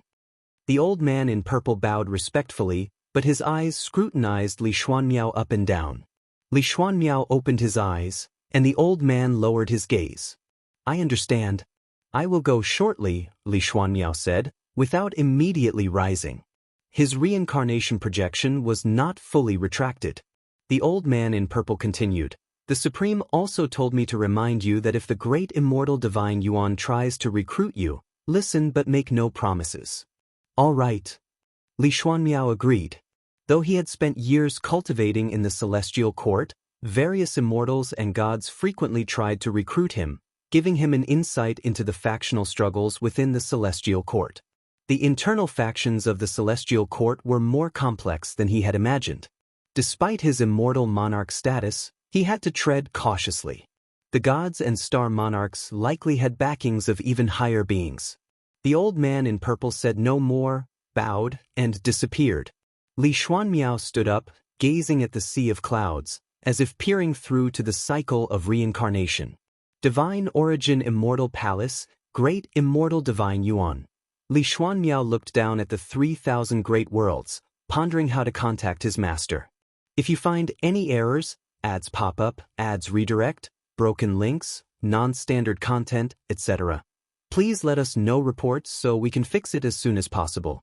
Chapter 735. Boosting Life Span. Liya and his disciples stayed at the Taoist field of the Beginningless for only a month. During this month, Guan and Liya traveled through mountains and waters, occasionally discussing the Tao, as if returning to their youth. The reason Liya visited Guan was to express his gratitude, but until their parting he couldn't utter the word, thanks. Spending a month of leisure with Liya made Guan very happy. After Liya left, Guan gave a lecture to all the disciples, making the Wuxia disciples realize Liya's importance in Nzin's heart. The peaceful days continued. After reaching perfection in the Xianxia primordial immortal realm, Guan felt that even having trillions of years of lifespan wouldn't guarantee success for his next breakthrough. Thus, he began to increase his lifespan income. Nowadays, his dojo encompassed the entire 9-spirit continent, making it easy to expand the number of medicinal herbs. With the help of the ghost mother of ephemera, Guan could relax and simply enjoy the results. 1,000 years later, his annual lifespan income increased to 200 million years. Another million years passed. In the celestial spirit great world, similar yet different conflicts unfolded. Overall, the world was relatively peaceful, and sect disputes did not affect the common folk. In contrast to the tranquility of the celestial spirit great world, the 3,000 great worlds ushered in the arrival of the immortal gods. In each great world, several immortal gods appeared, summoning wind and rain, bringing harmony to heaven and earth and all living beings. People began to believe in the immortal gods, strengthening the heavenly Tao destiny that enveloped the great worlds. Under the banners of 2 sons of heaven, the immortal gods began to act, not only recruiting the masters of heaven and earth but also guiding the masses to worship them. Meanwhile, they portrayed the opposing son of heaven and immortal gods as evil, depicting the future battle of sons of heaven as a catastrophic event for the 3,000 great worlds, a battle between good and evil. Guan stayed within the celestial spirit great world, watching the actions of those immortal gods, feeling that the celestial court was nothing special. The celestial court was powerful enough, but its order and conduct did not match the name of the immortal gods. The disparity between immortal gods and mortal spirits was vast. Mortal spirits could not see the actions of immortal gods. A single word from an immortal god would become an ancient legend that would linger in the world for thousands, even tens of thousands of years. Mortal spirits could not guess that these myths were all conspiracies, and generational beliefs caused the 3,000 great worlds to split into 2, mutually hostile. It was just past noon at the Taoist field of the Beginningless. 2 figures descended from the sky, landing on 2 adjacent mountain peaks. They were the Blood Prison Great Saint and Sin. Guan and an Exen stood in the mountain ravine, looking up at them. The 2 had just flown out of the barrier established by Guan, and the result of the battle was decided. Sin was not a match for the Blood Prison Great Saint, but he succeeded in wounding him, surprising the Blood Prison Great Saint. "You brat!" The Blood Prison Great Saint widened his eyes, looking at Sin on the opposite mountain peak, unable to calm his emotions. Though Sin still looked like a young man, he already possessed the demeanor of the Emperor of Eternal Life, with steadfast arrogance and a spirited smile, full of vigor. "Blood Prison Great Saint, our gap has shortened again." CTH Novelfire. Net website on Google to access chapters of novels early and in the highest quality. Sin said loudly, his voice resonating through heaven and earth. The Blood Prison Great Saint, irritated, said, "Brat, if you want to defeat me, you still need more cultivation. I wasn't serious just now." "Is that so? I don't believe it. I think you were already anxious." "Humph, that's my fighting style." The two began to argue, neither yielding. By the small river in the ravine, Guan and an Exan watched them bicker, smiles on their faces. Little junior brother's talent is truly frightening. It seems even greater than Tianhao and Emperor Tianhong. "Master, what is his background?" An Exan, curious, asked. Because Sin was always taught by Guan, others thought his rapid cultivation was reasonable. But she knew differently, as she was also tutored by Guan and deeply understood Sin's extraordinary nature. This boy wasn't simply growing in cultivation level. His body was already molding the great Tao, becoming stronger continuously. An Exan sensed a terrifying cause and effect within him, a mystery even the immortal emperor's eye couldn't see through. "He comes from the desperate celestial tomb, a place outside the great Tao," Guan briefly explained Sin's background. He valued an Xian highly, so since she wanted to know, he wouldn't refuse. An Exan was his successor. Someday, she would become the master of the beginningless, and he could roam freely across the heavens. After hearing this, an Xian felt a deep sympathy for Sin's past but did not show much change in expression. Though Master didn't explain in detail Sin's identity, she did not press further. Sin looked young, but having stayed in the desperate celestial tomb for so long, he endured lonely years far beyond their imagination. Given that Sin lived for so long, his current rapid growth was understandable. Perhaps in those endless years, Sin had been accumulating, now finally ready to erupt with power.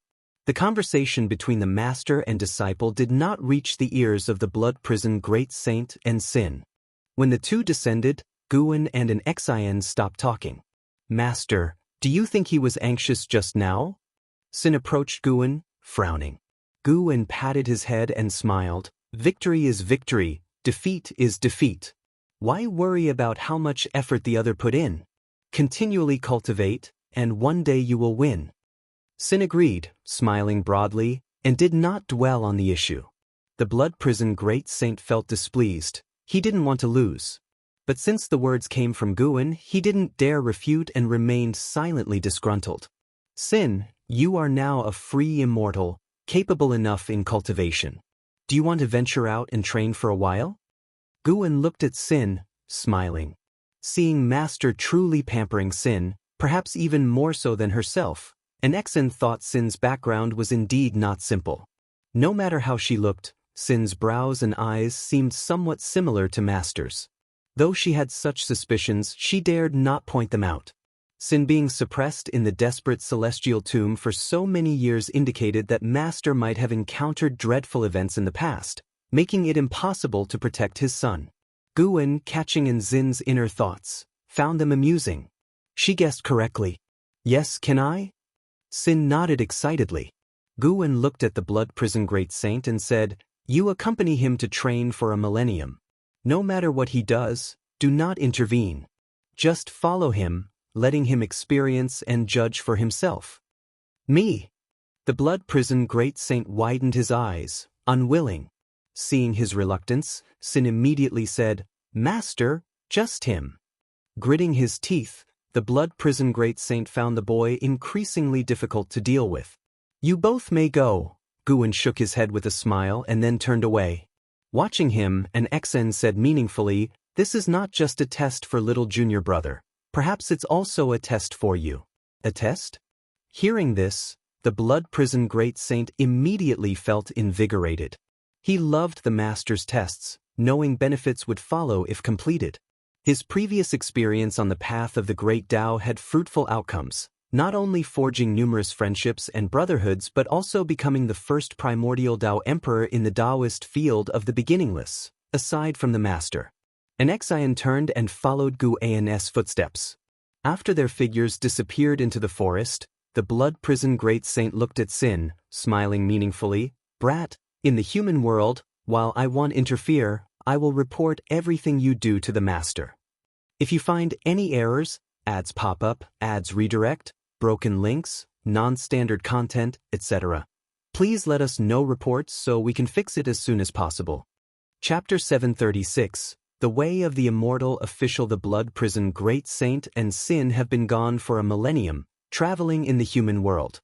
Time passes slowly, but for the disciples in the dojo, it seems like they were only gone for a day. During his travels in the human world, Sin broadened his understanding. He encountered all sorts of things, saved lives, was deceived, and even killed people. He also had conflicts with major sections. However, all grudges disappeared when he returned to the Taoist field of the beginningless, because no one could forcefully charge against Sin. These experiences made him grow a lot, and he began to contemplate what kind of person he wanted to become. The blood prison. Great Saint followed Sin, saying he wouldn't interfere, but when faced with the siege of major sects, he couldn't stand by and took action. This also eased his relationship with Sin. Those two quieted down, but among the third-generation disciples, a fearless one emerged. Guan didn't feel annoyed but found it interesting. After all, he wouldn't teach the third-generation disciples or the fourth-generation disciples. Watching their antics had its own charm. 30,000 years later, the celestial spirit Great World welcomed an unexpected guest. In the depths of the cosmos, at the World Gate, the celestial spirit God awaited the visitors. The World Gate emitted brilliant light, as bright as the sun. From the intense light within the gate, a figure slowly walked out. Feeling the other's celestial Tao destiny, the celestial spirit God raised his hand in salute and said, "The celestial spirit God greets the immortal monarch. May I know why the immortal monarch has come?" "I am Xianxia, immortal monarch. I've come for the grand cause of the Xianyuan human venerable, the Son of Heaven. I've also come to seek immortal fate for the living beings of this realm." A voice came from the intense light, with a tone that was indifferent yet filled with undeniable pride. As the voice fell, a man in black robes stepped out from the intense light. He was tall and imposing, with two purple pythons coiled around his waist. The python heads wrapped around his back, raised high above his head like two colorful ribbons fluttering behind him. Hearing Xianxia immortal monarch's words, the celestial spirit God's expression remained unchanged. He replied, "The celestial spirit Great World does not wish to meddle in the contention for the Son of Heaven." If it were before, he would have hesitated. But now, with Guan supporting him and Gu Annis' disciple in the immortal class, what did he have to fear? Whether inside or outside the celestial court, he possessed confidence. Xianxia immortal monarch's gaze fell upon the celestial spirit God, as if trying to see through him. The celestial spirit God fearlessly met his gaze.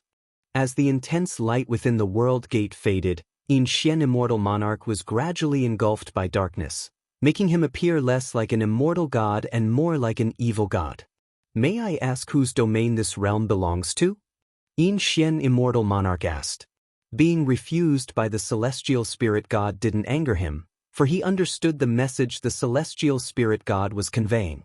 This guy had backers. The celestial spirit God frowned, not expecting the other to pursue the question. At that moment, a figure appeared behind the celestial spirit God, and the immortal light emitted from him caught the corner of the celestial spirit God's eye, causing him to turn his head instinctively. "I was wondering who it was, so it's Tai immortal monarch." Xianxia immortal monarch's voice rang out. Looking at Tai immortal monarch behind the celestial spirit God, he smiled. He wasn't afraid of the celestial spirit Great World having backers. He was only afraid if the backers of the celestial spirit Great World wanted to support the rival Son of Heaven. Tai immortal monarch spoke. "Xianxia immortal monarch, the celestial spirit Great World was once under an order of destruction and has been removed from the registry of the 3,000 great worlds. Although it will be restored in the future, for now, it doesn't count in the Son of Heaven contention." Xianxia immortal monarch laughed. "Since you put it that way, it'll indeed give some face." Tai immortal monarch nodded slightly. The celestial spirit God silently stepped aside, not obstructing the view of the two immortal monarchs. See Teach Oval Fire. At website on Google to access chapters of novels early and in the highest quality. Xianxia immortal monarch and Tai immortal monarch were clearly acquainted. However, the atmosphere between them was somewhat tense, making the celestial spirit God feel a sense of impending conflict. "What's this?" Does Xianxia Immortal Monarch have further teachings to impart, or does the human venerable have additional instructions? Tai Immortal Monarch asked as he took a step forward, his aura bursting forth, causing the celestial spirit god's expression to change. Xianxia Immortal Monarch laughed. No, I was just curious. It said that the Son of Heaven descended to this great world. I wonder if it's true or false. If it's true, do you want to investigate the Son of Heaven? Tai Immortal Monarch pressed, his attitude arrogant and domineering. How could I dare? Forget it, consider it my intrusion. Xianxia Immortal Monarch shook his head, smiling, then turned and walked towards the world gate. His celestial Dao destiny activated the Dao intent within the world gate, causing a burst of heavenly Dao light to erupt, once again illuminating the cosmos. Tai Immortal Monarch and the celestial spirit god watched him walk into the world gate. Only when his presence completely disappeared did they look at each other. The celestial spirit god hesitated to speak. Tai Immortal Monarch's expression became calm. He said, if we don't act strong, he would surely return. Only by showing no fear of the Son of Heaven can the Son of Heaven behind him have apprehensions. After all, right now, the Son of Heaven's opponent is another Son of Heaven. We cannot afford internal conflicts. The celestial spirit god found this reasonable and stopped asking questions. Tai Immortal Monarch turned and left, leaving behind a parting remark. More immortal gods will descend to the lower realm. Be prepared. Before his words completely faded, Tai Immortal Monarch disappeared. The celestial spirit god wasn't worried. Instead, he thought that this guy was better at dealing with situations. No wonder he became an immortal monarch. Even the path of an immortal official requires talent. The celestial spirit god lamented in his heart, then shook his head and walked towards his meditation spot. Far away in the Taoist field of the beginningless, Guwen was very pleased with Tai Immortal Monarch's attitude. He didn't need to instruct him. He already knew how to handle things. Smart. As for Xianyuan human venerable behind Xian Immortal Monarch, Guwen wasn't concerned, just a Miao Zhen Daoyuo immortal. Ancestor, how do you see my sword intent? Xianxia, standing in front of Guwen, asked. She held a wooden sword, its blade imbued with sword intent. Guwen was sitting on the steps carving a wooden statue and casually replied, not bad. Ancestor, could you be more attentive? No matter what I show you, you always say not bad, but I can never rank in the top 3 among the 3rd-generation disciples. Xianxia pouted, her tone aggrieved and dissatisfied. Guwen actually liked her attitude. The other 3rd-generation disciples were too respectful and even reserved around him. Only Xianxia dared to show some emotions in front of him. Xianxia was very smart and knew her limits. Every word she said was rehearsed in her mind. Guwen could hear her inner thoughts and didn't think she was hypocritical or pretentious. As long as she didn't harm others, what was wrong with using clever means to get closer? How about you go out to train like Sin? Guwen looked up at her and smiled. Xianxia immediately shook her head and said, I won't go out. I have no enemies or family outside, so why go out? Going out isn't that easy to return. Xianxia thought to herself, not everyone could be like Sin and the Blood Prison Great Saint, and there were too many entanglements in the red dust. She was afraid of getting caught up in them. Rather than forming unnecessary karmic ties outside, she preferred to stay and focus on cultivating. Her goal was to become a powerful being like her ancestor, not to get married and start a family, and certainly not to form unnecessary relationships with karmic repercussions. If you find any errors, ads pop up, ads redirect, broken links, non-standard content, etc., please let us know reports so we can fix it as soon as possible. Chapter 737, Great Tao Cause and Effect, Retribution for Evil. Guwen listened to Xianxia's mental activity and found it amusing. What rumors were spreading in private? Those disciples who went out and never returned were not turned away by Guwen. Go ask your teachers. You're not qualified for me to teach you yet. Guwen replied, then continued carving the wooden statue in his hand. Xianxia widened her eyes, wanting to say something but ultimately held back. It seems my sword skills are still inadequate, not yet seen by the ancestor. Thinking this way, Xianxia felt she had gotten an answer. She demonstrated in front of Gu In just to see how her achievements stood. Since they were lacking, she would continue to practice. At least now she had more motivation to gain sword enlightenment. Once she figured it out, Xianxia became invigorated, her whole demeanor returning to her usual lively state. After saying a few words, she hurriedly left. Gu In's lips curved upwards as he continued to carve the wooden statue. Over the long years, he had many hobbies, and those he persisted in, he integrated into his cultivation practices. Like the wooden figure in his hand now, which seemed ordinary but contained profound mysteries. He wanted to turn these figures into a powerful combat force. The number he had stored was already considerable, though his cultivation realm was still insufficient. After Xianxia left, no one else came to disturb Guin. Until dusk, Shenzhen, who was meditating in front of the artifact refining cauldron, opened her eyes. She looked at Guin, who was admiring the wooden figure in his hand, and said, "Guin, I saw someone who is inexplicably directed by karma to rescue her." After hearing this, Guin looked at her and asked, "Who is it?"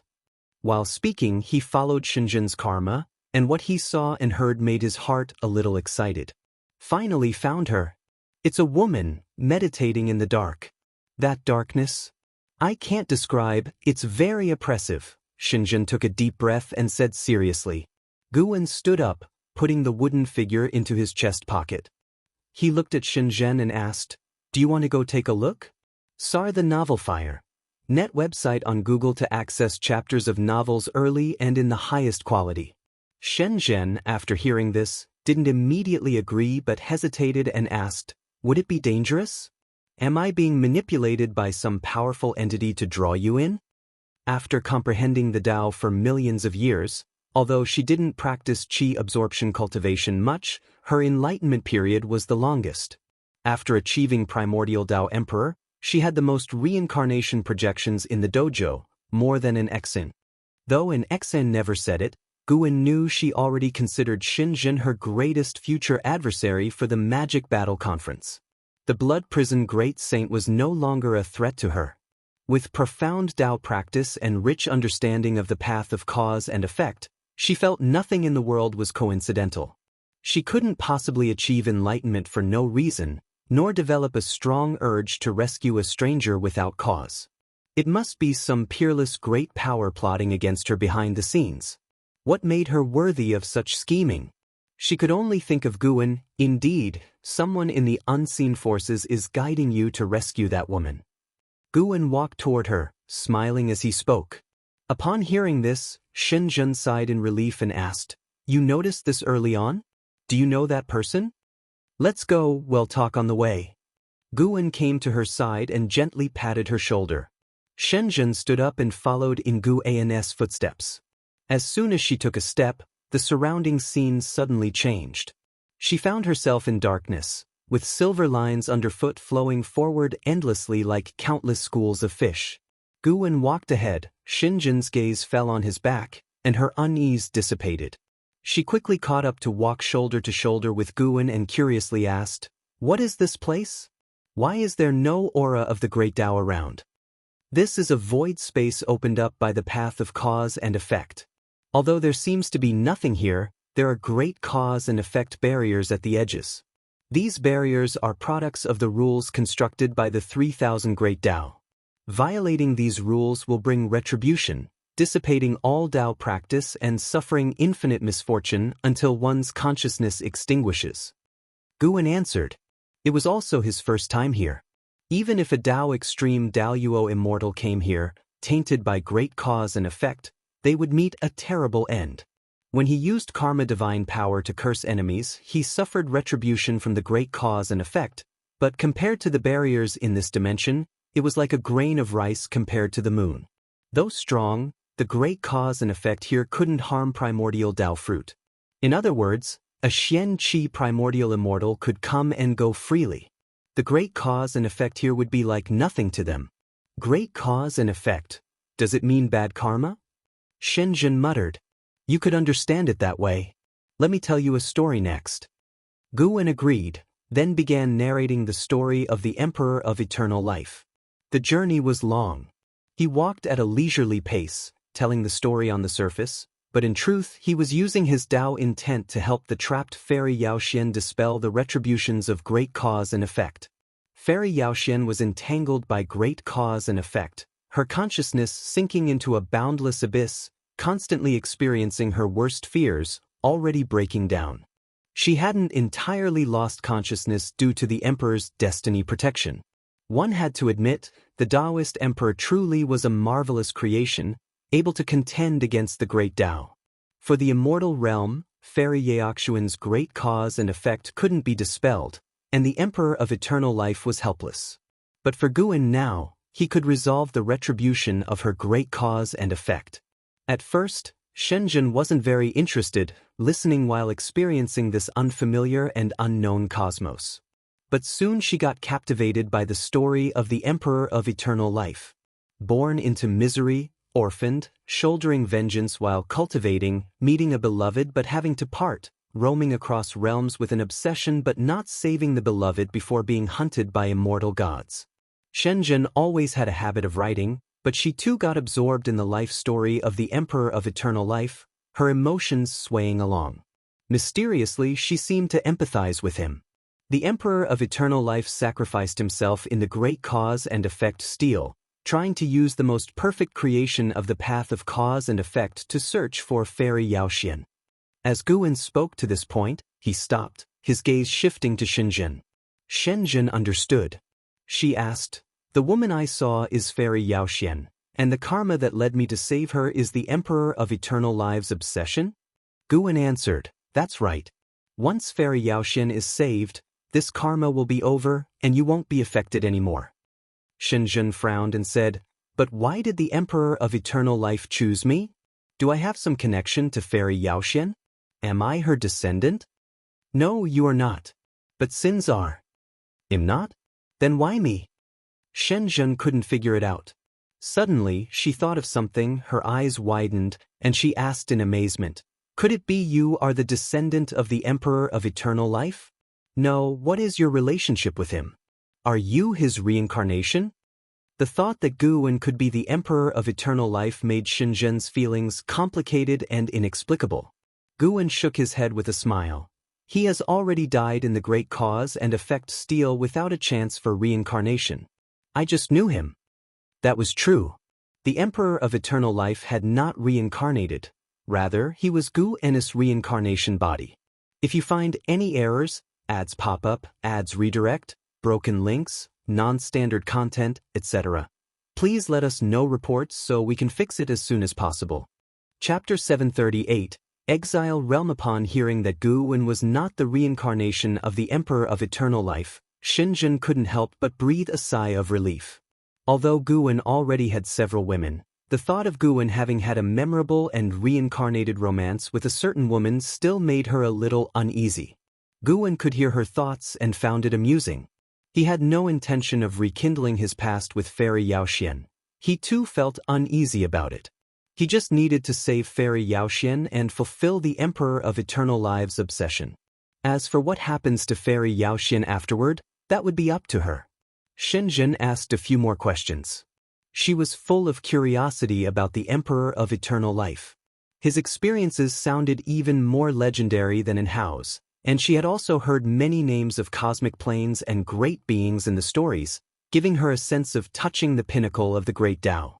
Guan, satisfying her curiosity, did not slow his pace. Though he seemed to be walking leisurely, each step took him a significant distance. However, this universe was too vast, far beyond comparison to the celestial spirit great world. After Guan dealt with all of Xianxia's questions and saw her fall silent, he quickened his pace. Xianxia looked up and saw a purple lotus blooming in the darkness ahead, emitting circles of purple light, beautiful and yet exuding a dangerous aura. When she saw the purple lotus, she barely had time to think before it suddenly appeared in front of her. Before she could react, Guan waved his sleeve, and a fierce wind arose at his feet, dispersing the purple lotus at once, revealing a figure. It was a woman in a white dress, sitting cross-legged with an upright, sacred posture, resembling an ancient female immortal, exuding an aura of desolation. Her delicate face, skin like white jade, and slightly furrowed brows stood out. What an extraordinary female immortal! No matter how many reincarnations Xianxia had projected into, seeing countless daughters of heaven, she was still astounded by Fairy Yaxuan's appearance and demeanor. What's wrong with her? Is she still alive? Xianxia asked cautiously, standing beside Guan, not daring to act rashly, afraid to disturb Fairy Yaxuan. Guan replied, "She's all right now, but her consciousness needs time to recover." "I see," Xianxia responded, yet she didn't understand what Guan had done. Did he save Fairy Yaxuan with just a wave of his hand? She watched Fairy Yaxuan silently, feeling her profound aura, her cultivation level unfathomable. So strong. Stronger than anyone she had ever seen, of course, except for Guan. Guan never revealed his aura. At first glance, he seemed like an ordinary person, but anyone who dared to challenge him would face his unrivaled power. The two fell silent, letting the void fall into complete stillness. After a long while, Xianxia saw Fairy Yaxuan's eyelids tremble slightly, making her nervous. The main character of Guan's story was the Emperor of Eternal Life. She knew little about Fairy Yaxuan's personality, but from the story, this Fairy Yaxuan seemed extraordinary, a formidable presence on the path of the Great Tao. Of course, what she feared more was knowing the relationship between Fairy Yaxuan and Guan. Did they come to rescue Fairy Yaxuan just because of their acquaintance with the Emperor of Eternal Life? That sounded too far-fetched. This was not the right place, and how terrifying was the path of cause and effect. Fairy Yaxuan slowly opened her eyes, and the first thing she saw was Guan and Xianxia.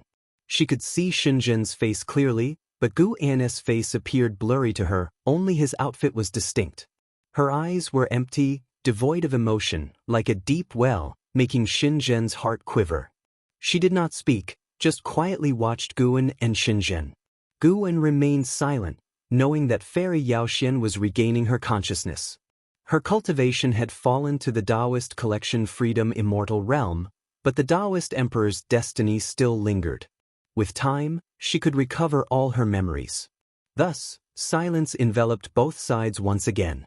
After the time of a stick of incense passed, just as Xianxia was about to lose her patience, Fairy Yaxuan spoke. "Who are you? Are you the ones who expelled the cause and effect from me?" Her voice was hoarse, her words hesitant. Guan answered, "You should be able to feel the cause and effect of the Emperor of Eternal Life on her. It was his obsession that brought us here to rescue you. From now on, you can return to the Tao universe and regain your freedom."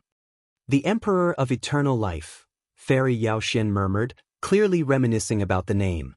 She did not fall silent again but asked, "Can you take me away from here?" Xianxia the novel, the F.I.N.T. website on Google to access chapters of novels early and in the highest quality. Guan smiled, "We managed to come here, so naturally we can leave. But before we go, we can help you resolve some potential troubles." He turned around, looking into the depths of the universe, and said, "Show yourself, product of the evil intent of the path of cause and effect." Upon hearing this, Xianxia quickly turned around to look, but no matter where she looked, she could not see any sign of life. Fairy Yaxuan also looked up, her gaze directed towards one spot, her eyes growing colder. "Who are you to come to the exile realm?" A cold voice echoed, and with it, a pair of enormous eyes opened in the darkness, overlooking Guan and the others. Xianxia, feeling those eyes on her, felt extremely uncomfortable, as if she was experiencing the utmost malice. Product of evil intent? Not a living being? Xianxia asked in a low voice. "Yes, the path of cause and effect is the result of all beings defying the Tao rules. These actions carry various evil intents, and when the path of cause and effect gathers these evil intents together, it gives birth to it. It is part of the path of cause and effect. The more evil intent it encounters, the stronger it becomes. It wants to reach the Tao universe to absorb the evil intents of all beings. But it is bound by the path of cause and effect and cannot find the Tao universe. It can only sense that far away there is the evil intent it desires, so Fairy Yaxuan became its hope. If we leave directly, it will attach itself to Fairy Yaxuan." Guan introduced the origin of the mysterious giant eyes, his explanation making those eyes narrow in malice. Shenzhen shuddered at the thought. If such an existence were brought to the 3,000 great worlds, wouldn't it cause a disaster? She asked no more questions, warily watching the mysterious giant eyes ahead. You can see through my origins. Since that's the case, what do you plan to do with me? The cold voice sounded again, filled with apprehension and unwillingness. It did not want to give up on Fairy Yaoxian as its hope. Fairy Yaoxian was trapped here, and so was it. Staying here, it could not find the meaning of its existence, and the images brought by those evil intents made it yearn for the human world. Fellow Taoist, if you continue to watch the show, I may have to ruin your plans. Gu An's words shocked both the mysterious giant eyes and Shenzhen. There were other people? The mysterious giant eyes shifted rapidly, seemingly trying to locate the person's position. If you find any errors, ads pop up, ads redirect, broken links, non-standard content, etc., please let us know reports so we can fix it as soon as possible. Chapter 739. Xuanqiong Saint Mother Shenzhen searched everywhere but could not find the presence of any other entities. Fairy Yaoxian frowned deeply. She hadn't expected that more than one presence was watching her secretly. Guan, on the contrary, remained calm, waiting for the other party to appear. A burst of intense light erupted from the depths of the void across from the mysterious giant eye, startling Shenzhen to turn around and see. Fairy Yaoxian also stood up and turned to look. The radiant light blossomed, illuminating half the cosmic void. Within that light, a figure slowly stepped out. From the figure's shape, it was a woman with an elegant posture and an extraordinary aura. She seemed like an ancient giant deity descending, towering over countless miles, larger than any mountain Shenzhen had ever seen, making her widen her eyes involuntarily. I didn't expect fellow Taoists to see through my concealment technique. A cold female voice echoed, accompanied by a majestic heavenly power. Heavenly Court Immortals. Guan cast a life-span detection toward her.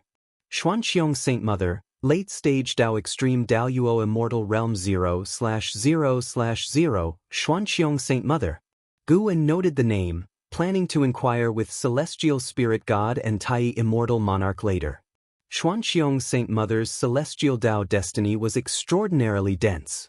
Guan could only perceive her cultivation level and true form. She was not a human who ascended to immortality through cultivation. Her true form was a tree. Guan spoke. May I ask whom fellow Taoist seeks? This woman is not my aim. My goal is to subdue this evil entity. Could fellow Taoist grant me some convenience?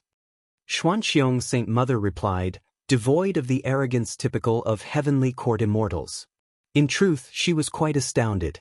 When Guan had entered with Shenzhen, she was already surprised that this person could resist the counter forces of the path of cause and effect. Now, face to face, she couldn't discern Guan's depths. She couldn't even see his features clearly. What did it imply? Gu's Dao practice compared to hers was not lower and perhaps higher.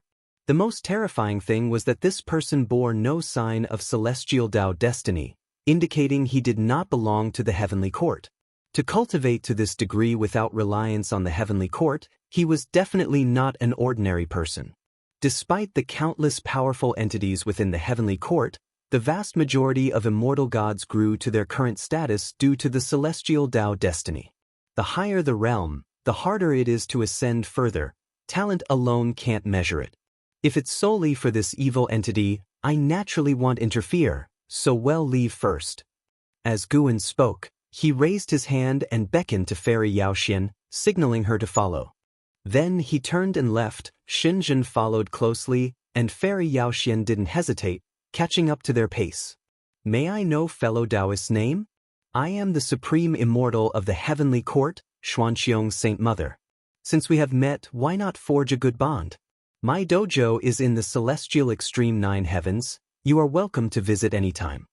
Xuanqiong Saint Mother's voice echoed from behind, but it didn't cause Guan to stop. My name is Meng Lang. I wander the heavens without a fixed abode. If I pass by the celestial extreme 9 heavens, I will certainly visit fellow Taoist. Guan responded casually, causing Shenzhen's mouth to twitch. Xuanqiong Saint Mother said no more, watching Guwen and the two others depart. Soon, the trio vanished into the void, while Xuanxiang's Saint Mother continued toward the mysterious giant eye, the heavenly Tao light she emitted gradually enveloping the darkness.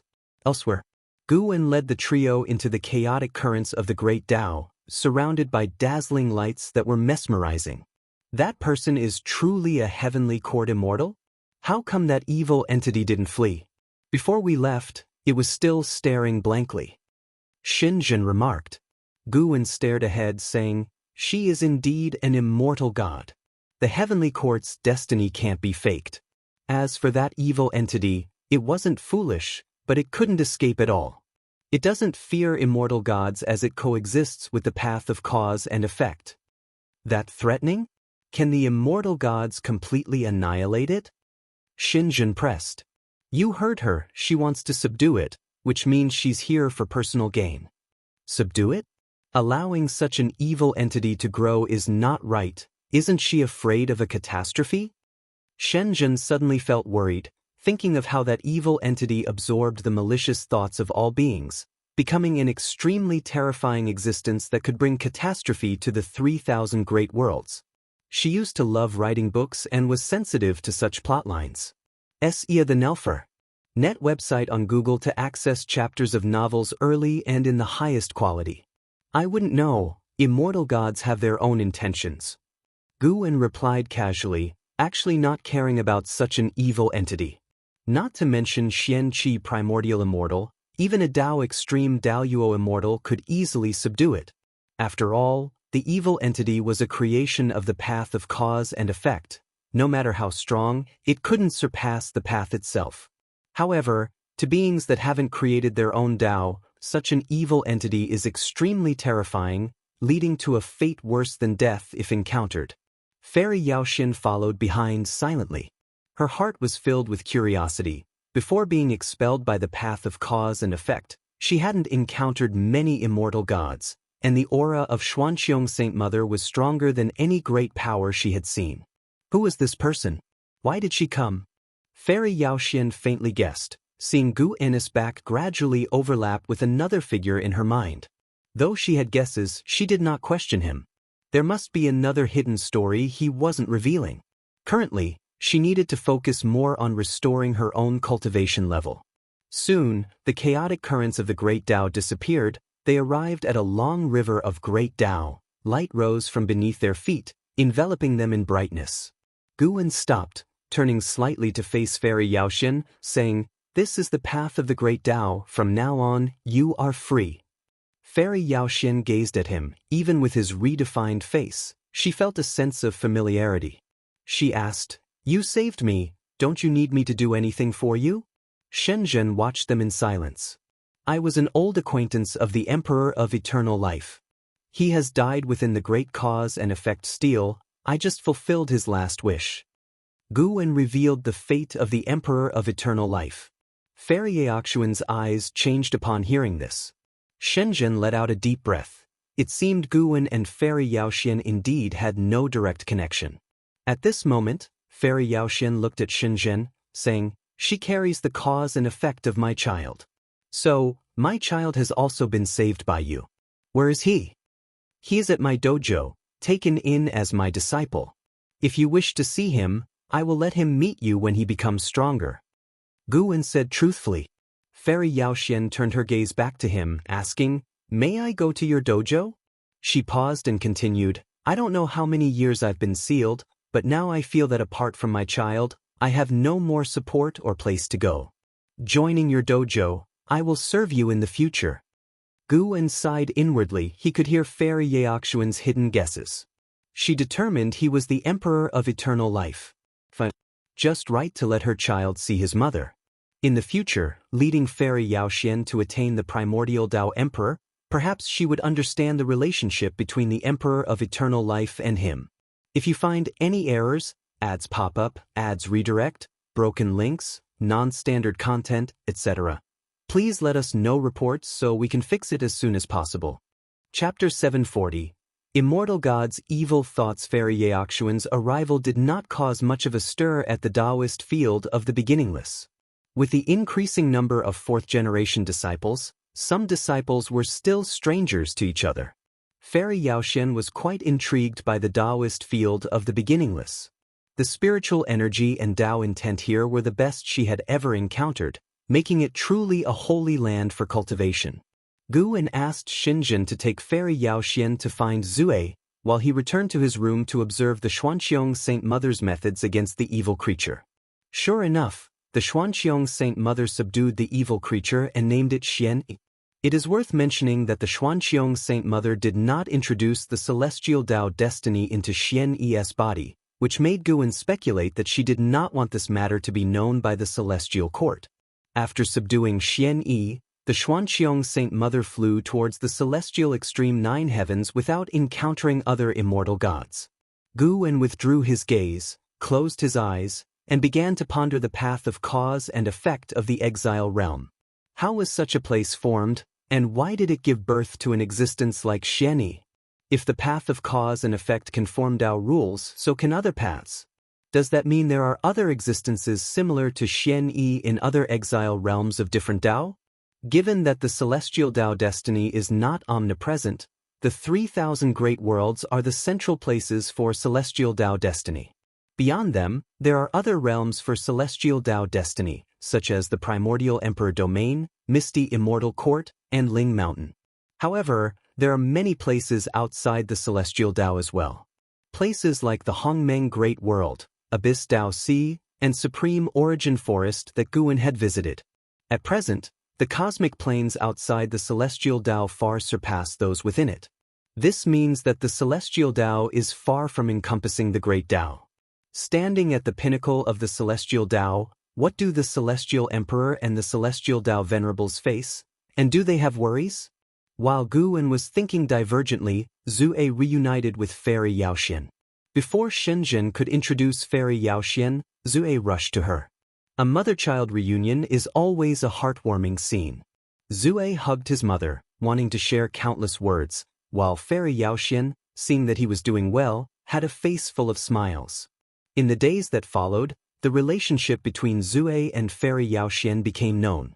Zue was Guan's youngest disciple, and all disciples of the Taoist field of the beginningless knew that Guan doted on him. No one expected Guan to go as far as to bring his mother back as well. Many disciples had their suspicions but did not dare to voice them. Guan possessed great divine skills, so even if they spoke in the softest of whispers, he would likely hear them. Guan did not care much about the disciples' thoughts. Time would dilute all doubts. Although Fairy Yaoxian's realm had fallen to that of a Taoist Zhongzhizai Immortal, she was still an emperor of the great Tao. After arriving, her cultivation level grew rapidly. It is worth mentioning that Fairy Yaoxian saw through Nzin's cultivation of the Immortal Emperor's eye and proactively proposed a spar. Although neither emerged victorious, it put pressure on an Xian. An Xian would spar with Fairy Yaoxian every 1,000 years.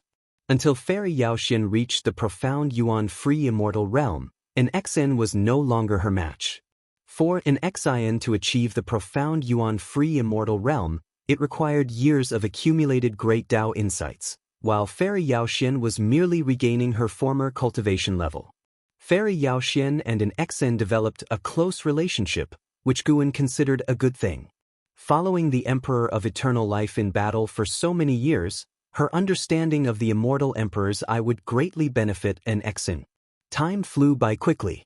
1,000,000 years had passed since Fairy Yaoxian joined the Taoist field of the beginningless. In the morning, Guan stood by the lake, practicing Tai Chi. His movements were slow but had the graceful beauty of floating clouds and flowing water. While practicing, he brought up his attribute panel. Name, Guan, lifespan, 6, 250, 704/450, 337, 945, 422, 651. Physique, primordial infinite creation Tao body. Cultivation level, perfection of Xianxia primordial immortal realm, 4.5 trillion years of lifespan. He was halfway to the trillion-year mark, but Guan felt that the next breakthrough would require more than just 1 trillion years of lifespan. Fortunately, he had no strong enemies currently. With the Eternal Life Venerable, Yang Jian, Li Xuanmiao and other immortal gods around, he had a buffer with the Celestial Court, preventing enmity. Fighting and killing did not suit him. He preferred this leisurely and peaceful life, doing whatever he wanted while continuously growing stronger. For him, lifespan was like an experience bar in a game. Watching it grow assured him that he was on the right path to becoming stronger. Practicing Tai Chi was something he took interest in during his leisure time, using some fist techniques from his past life. After several rounds, this set of Tai Chi had evolved into a secret skill of the Immortal Tao in his hands. Every move and stance could shake the world. Sar the novel, F.I.R. at website on Google to access chapters of novels early and in the highest quality. A figure emerged from the woods behind him. It was Fairy Xianxia, dressed in a white gown, exuding grace and an enigmatic demeanor despite her cold expression. Only Guan knew that Fairy Xianxia had yet to reveal her true character. In the Emperor of Eternal Lives memories, she was immensely combative and quite arrogant. Throughout their adventures, it was often the Emperor of Eternal Life who acted as the voice of reason. Perhaps her memories had not fully returned, or perhaps it was the sediment of years, but since arriving at the Taoist field of the beginningless, Fairy Xianxia had behaved with great composure and the stature of a grand master. In a million years, she had established a high level of prestige. Except for Guan, no one knew her true nature. She stood quietly behind Guan, watching him. "Does the fairy have something to discuss?" Guan asked, without pausing his movements. Fairy Xianxia spoke. "Between the Taoist Emperor and the Primordial Tao Emperor, who do you think is stronger?" She was certain Guan was the Emperor of Eternal Life, as he had once been a Taoist Emperor and now practiced as a Primordial Tao Emperor, which intrigued her. The Taoist field of the beginningless already had more than 10 Primordial Tao Emperors. Through them, Fairy Xianxia learned the wonders of the Primordial Tao Emperor, which fascinated her. But she was already a Taoist Emperor and was unsure if she could directly cultivate the Primordial Tao Emperor or if she would need to abandon her Taoist Emperor destiny first. "Stronger or weaker depends on the individual cultivator," Guan replied. That was truly what he thought. Although the Primordial Tao Emperor seemed poised to surpass the Taoist Emperor, it was because its cultivation method was easier, at least without the need for constant combat, and failure didn't mean death. Even great powers would dislike constant battles within their own realm or higher. Fairy Xianxia nodded slightly and continued, "During my years in exile, I witnessed countless scenes and captured many malicious thoughts involving the great cause and effect. Are you interested in hearing them?" "If you want to say it, then say it," Guan replied casually. As the Taoist field of the beginningless could isolate any cause and effect, discussions were not restricted here. Fairy Xianxia fell silent for a moment, then said, "I saw the malicious thoughts of the heavenly court immortals. Some immortal gods wanted to perform a blood sacrifice of all living beings, some wanted to seize the celestial emperor's throne, and what? And the malicious thoughts of the celestial emperor." Guan paused his movements, stood straight, and turned to face her. "If you find any errors, ads pop up, ads redirect, broken links, non-standard content, etc., please let us know reports so we can fix it as soon as possible." Chapter 741. Zhang Buku's Obsession, that evil intention claims to be the celestial emperor. He is weary of everything he has created and hostile towards everything he possesses. He even wants to destroy the heavenly Tao itself. Such malice makes me feel terrified even now. If this evil intention truly comes from the celestial emperor, it will be an unimaginable catastrophe. Fairy Xianxia spoke, her eyebrows furrowed, her eyes filled with worry. She had seen immortal gods and heard of myths about the celestial emperor. In the mythology of the 3,000 great worlds, the celestial emperor is a supreme existence. Some myths say the celestial emperor is the creator giant god of everything. In any myth, the celestial emperor is a top existence that cultivators can only look up to. Guan did not doubt Fairy Xianxia's words. Instead, he found them plausible. The celestial emperor has been invincible for too many years, and the position of the celestial court is unshakable. Absolute power plus endless lifespan means he will get used to everything and everyone, and after getting used to them comes weariness, and further, it might lead to hostility. Thinking about it now, the celestial emperor overlooks the conflict of the sons of heaven, perhaps just for amusement. Guan could foresee the direction of the Sons of Heaven's conflict. How much more could the Celestial Emperor? Knowing there was calamity, the Celestial Emperor still did not show up. Perhaps in the eyes of the Celestial Emperor, the calamity for all living beings was just a bit of fun. Of course, Guan found it possible, but until he saw the Celestial Emperor in person, he would not make any judgment about him. Why worry about things that have not yet happened? Even if it's true, what can you and I do? Guan looked at Fairy Yaoxian, trying to comfort her. Sar the Novel Fire. Net * website on Google to access chapters of novels early and in the highest quality. Xianxia Primordial Immortal can see a very distant future but cannot see the end of the heavenly Tao, nor judge the fate of the great Tao. Fairy Yaoxian stared at Guan, saying, "You once pursued the path of cause and effect. Now your cultivation level is profound and unfathomable, yet you hide in this little world. Isn't it because you fear the celestial court?" Listening to Xinzhen, the Emperor of Eternal Life was once hunted by immortal gods and ultimately sacrificed himself into the great cause and effect steel. In Fairy Yaoxian's view, these events contributed to the present-day Guan. The Emperor of Eternal Life was so spirited, never knowing fear, acting bravely, even recklessly. Clearly, after entering the great cause and effect steel, the Emperor of Eternal Life did not die, but because of the immortal gods, he began to hide his identity, cultivating in a little world until now. After achieving great cultivation, he saved her immediately. Because of this, Fairy Yaoxian would not expose Guan's disguise. Since Guan feared the immortal gods, why create trouble? She only needed to inform him about the celestial court. Guan listened to Fairy Yaoxian's inner thoughts, feeling quite helpless. Really good at imagination. Guan solemnly said, "I have no grievances with the celestial court. No matter what you imagine, it's wrong. I enjoy my current life. I am not a combative person." Fairy Yaoxian responded, "I also focus on cultivation, enjoying the current life. If you want to learn about the celestial court, I have more information to share." "Well, that's not impossible," Guan pondered. He couldn't deduce the evil intention Fairy Yaoxian felt within the path of cause and effect. It could only be explained by her or recalled. Fairy Yaoxian smiled upon hearing this. Above the sea of clouds, the celestial calming god walked ahead, followed by 9 heavenly soldiers, including Zhang Buku and Suyu. Millions of years passed, and the demeanor of Zhang Buku and Suyu had undergone drastic changes, now possessing the demeanor of heavenly soldiers. Zhang Buku was communicating with Suyu, curious about whom they were to meet this time. Probably going to meet the Star Monarch or Immortal Monarch. Suyu responded through transmission, hearing Zhang Buku's eyes filled with curiosity. He had just begun to understand the celestial court, captivated by its hierarchical ranks. Since he aimed to ascend, he must strive upwards. If he could meet the Star Monarch or Immortal Monarch, that would be ideal. Of course, he was merely thinking. He currently lacked the qualifications to converse with the Star Monarch, let alone to meet the Immortal Monarch.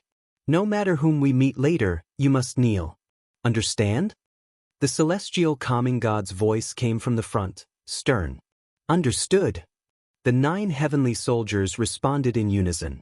This was the tacit understanding that had developed over millions of years of living together, and the celestial calming god's words also made them nervous. After walking for 1 stick of incense time, the celestial calming god suddenly knelt down. The 9 heavenly soldiers quickly followed, kneeling in a row behind him. Zhang Buku scanned the front. The boundless sea of clouds was vast and magnificent.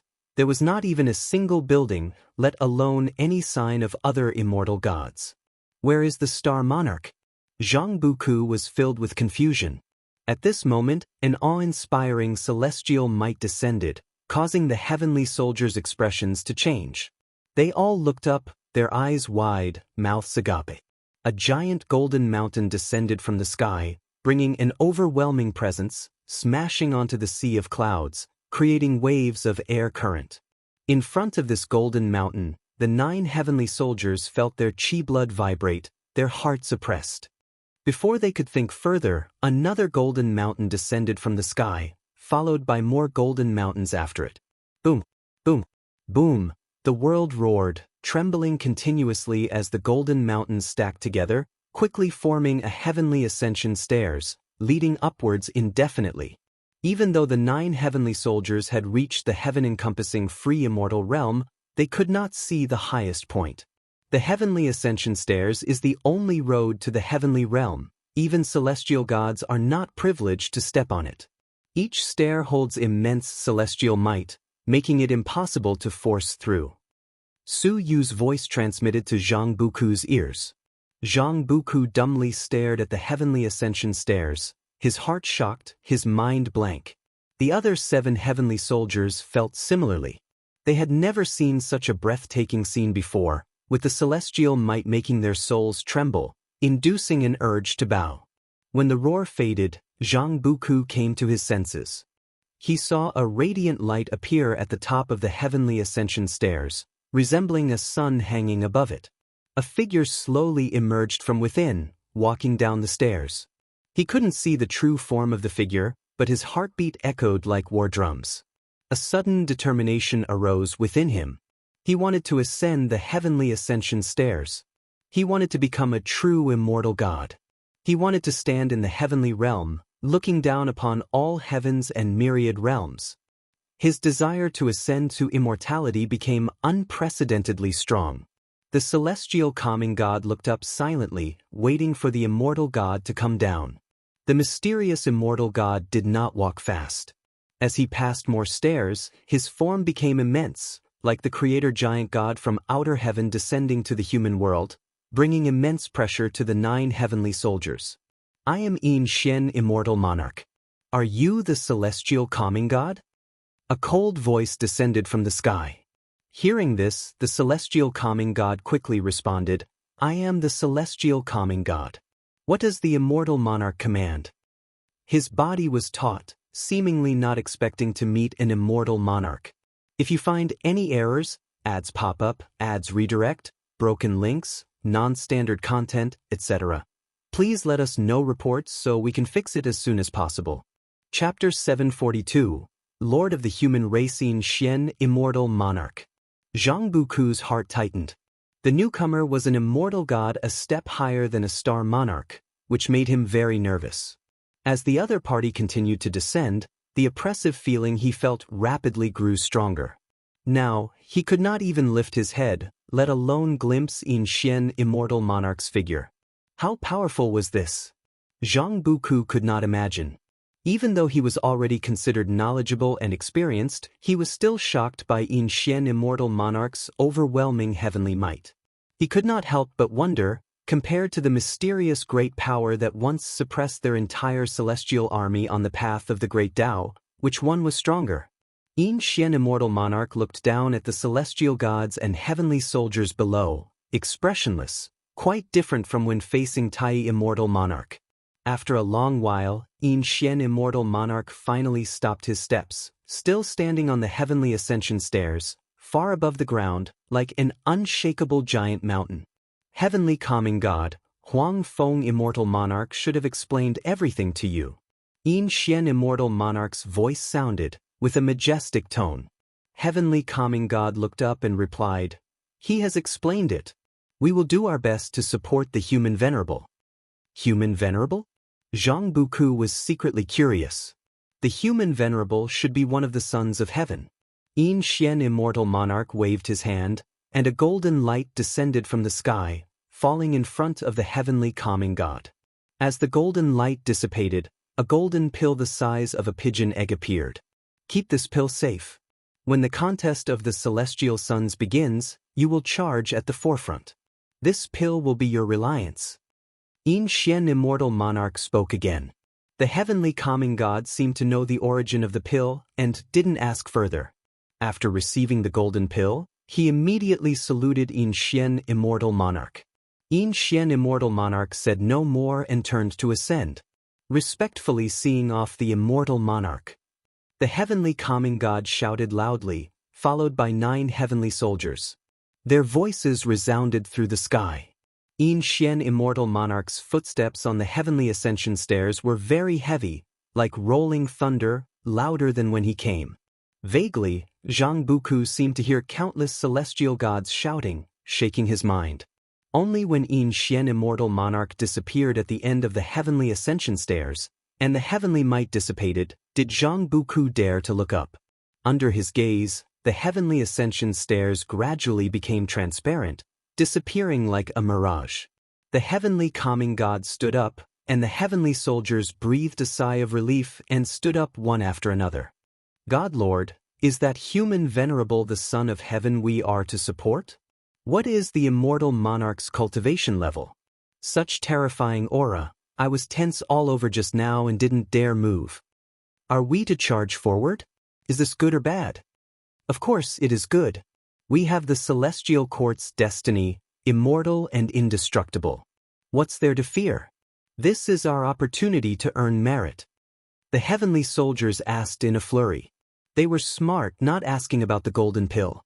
The heavenly calming god looked at them and said calmly, "It is indeed an opportunity to earn merit. We are serving the human venerable.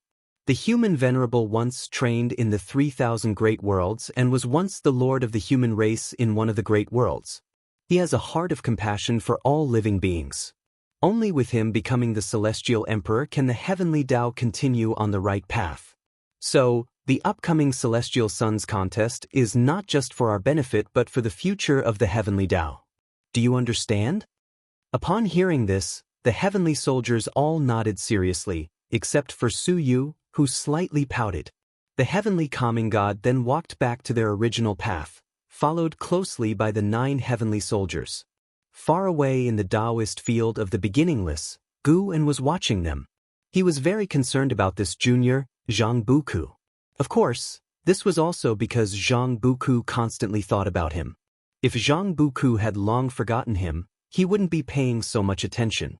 Zhang Buku's experience was just a microcosm. In the 3,000 great worlds, the movement of celestial gods was frequent, with star monarchs and immortal monarchs descending to the lower realm continuously, rapidly boosting the celestial Tao destiny of the 3,000 great worlds. The celestial Tao destiny not only enhanced nature's spiritual energy but also helped cultivators of immortality to cultivate better. The beings of the 3,000 great worlds were unaware of the celestial god's struggle, thinking that their respective worlds were welcoming an unprecedented golden age. Xianxia the novel, NT website on Google to access chapters of novels early and in the highest quality. The celestial spirit great world was also within the 3,000 great worlds. Its celestial Tao destiny was also on the rise, and the human world continuously produced talented individuals, which did not affect the 9 spirit continent. Guan withdrew his gaze and then looked at the mountains, wherein Zizai and Zue were suspended in the air. The two seemed motionless but had already entered the domain created by Guan, engaging in combat. And Zizai had diligently cultivated the myriad supreme palm and had achieved some accomplishments. Guan had not passed this palm technique to anyone else. Different disciples would cultivate different Taoist techniques, and it wasn't necessary to pass everything to one person. Compared to in Zizai, Zue's mastery of divine skills was more extensive. To be precise, Zue had no weaknesses in any area, which was why no single divine skill stood out prominently. Even so, Zue was forcefully pressing in Zizai in combat. Guan was pondering whether to guide Zue in cultivating the immortal Emperor's Eye, as it would be inheriting the legacy of the Emperor of Eternal Life. The immortal Emperor's Eye could be directly transplanted, but Guan did not want to do that. He could only guide Zue to cultivate it and see if Zue had the destiny for it. An hour later, Zue and Zizai opened their eyes at the same time, both panting heavily.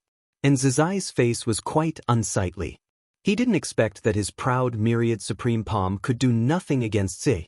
Zue was also shocked, not expecting a 3rd-generation disciple to be so powerful. And Zizai, you are really formidable. Someday you might surpass some 2nd-generation disciples.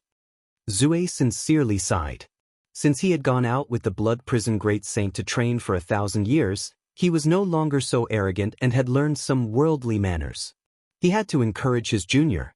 And Zizai forced a smile and said, "I'm not that great." The two exchanged pleasantries and then flew towards Guan. You can go back now.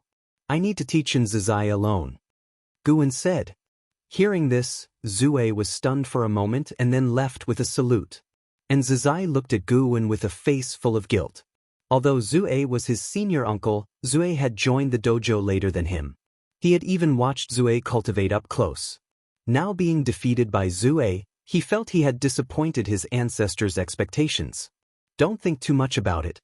Whether one of you is stronger than the other, you are both family. Through sparring, finding your shortcomings, and improving together, that is the most important thing. Fellow disciples should always be family and not enemies. Understand? Guwen said earnestly. Hearing this, Zizai took a deep breath and nodded solemnly. Next, I will teach you the second palm of the Myriad Supreme Palm, the Myriad Dragons Ascending to Heaven. This palm contains powerful sealing power, which can just make up for your current shortcomings. Guwen's words filled Zizai's eyes with anticipation. He immediately knelt and said in a solemn voice, Disciple will strive to cultivate the Myriad Supreme Palm. One day, I will make this palm renowned in the world, becoming the strongest secret skill in the universe. Guwen nodded in satisfaction and said, I appreciate your determination. In fact, I have great expectations for you. You might even be the disciple I look forward to the most in the beginningless lineage. These words made Zizai's entire being ignite with passion, and his face turned visibly red with excitement. If you find any errors, ads pop up, ads redirect, broken links, non-standard content, etc., please let us know reports so we can fix it as soon as possible. Chapter 743, Mo Luo Clan, Chaos of Immortals and Demons in the Dark Depths of the Universe. Bolts of lightning appeared out of thin air, entwining and spreading. Faintly, a colossal entity was advancing, accompanied by lightning. The massive scales that resembled mountains reflected a cold, icy light. On the other end of the universe, countless meteorites gathered into a meteorite belt. Zhu Shi and a dozen cultivators stood on one of the meteorites, looking into the depths of the void, all frowning. What is that? The aura is so terrifying.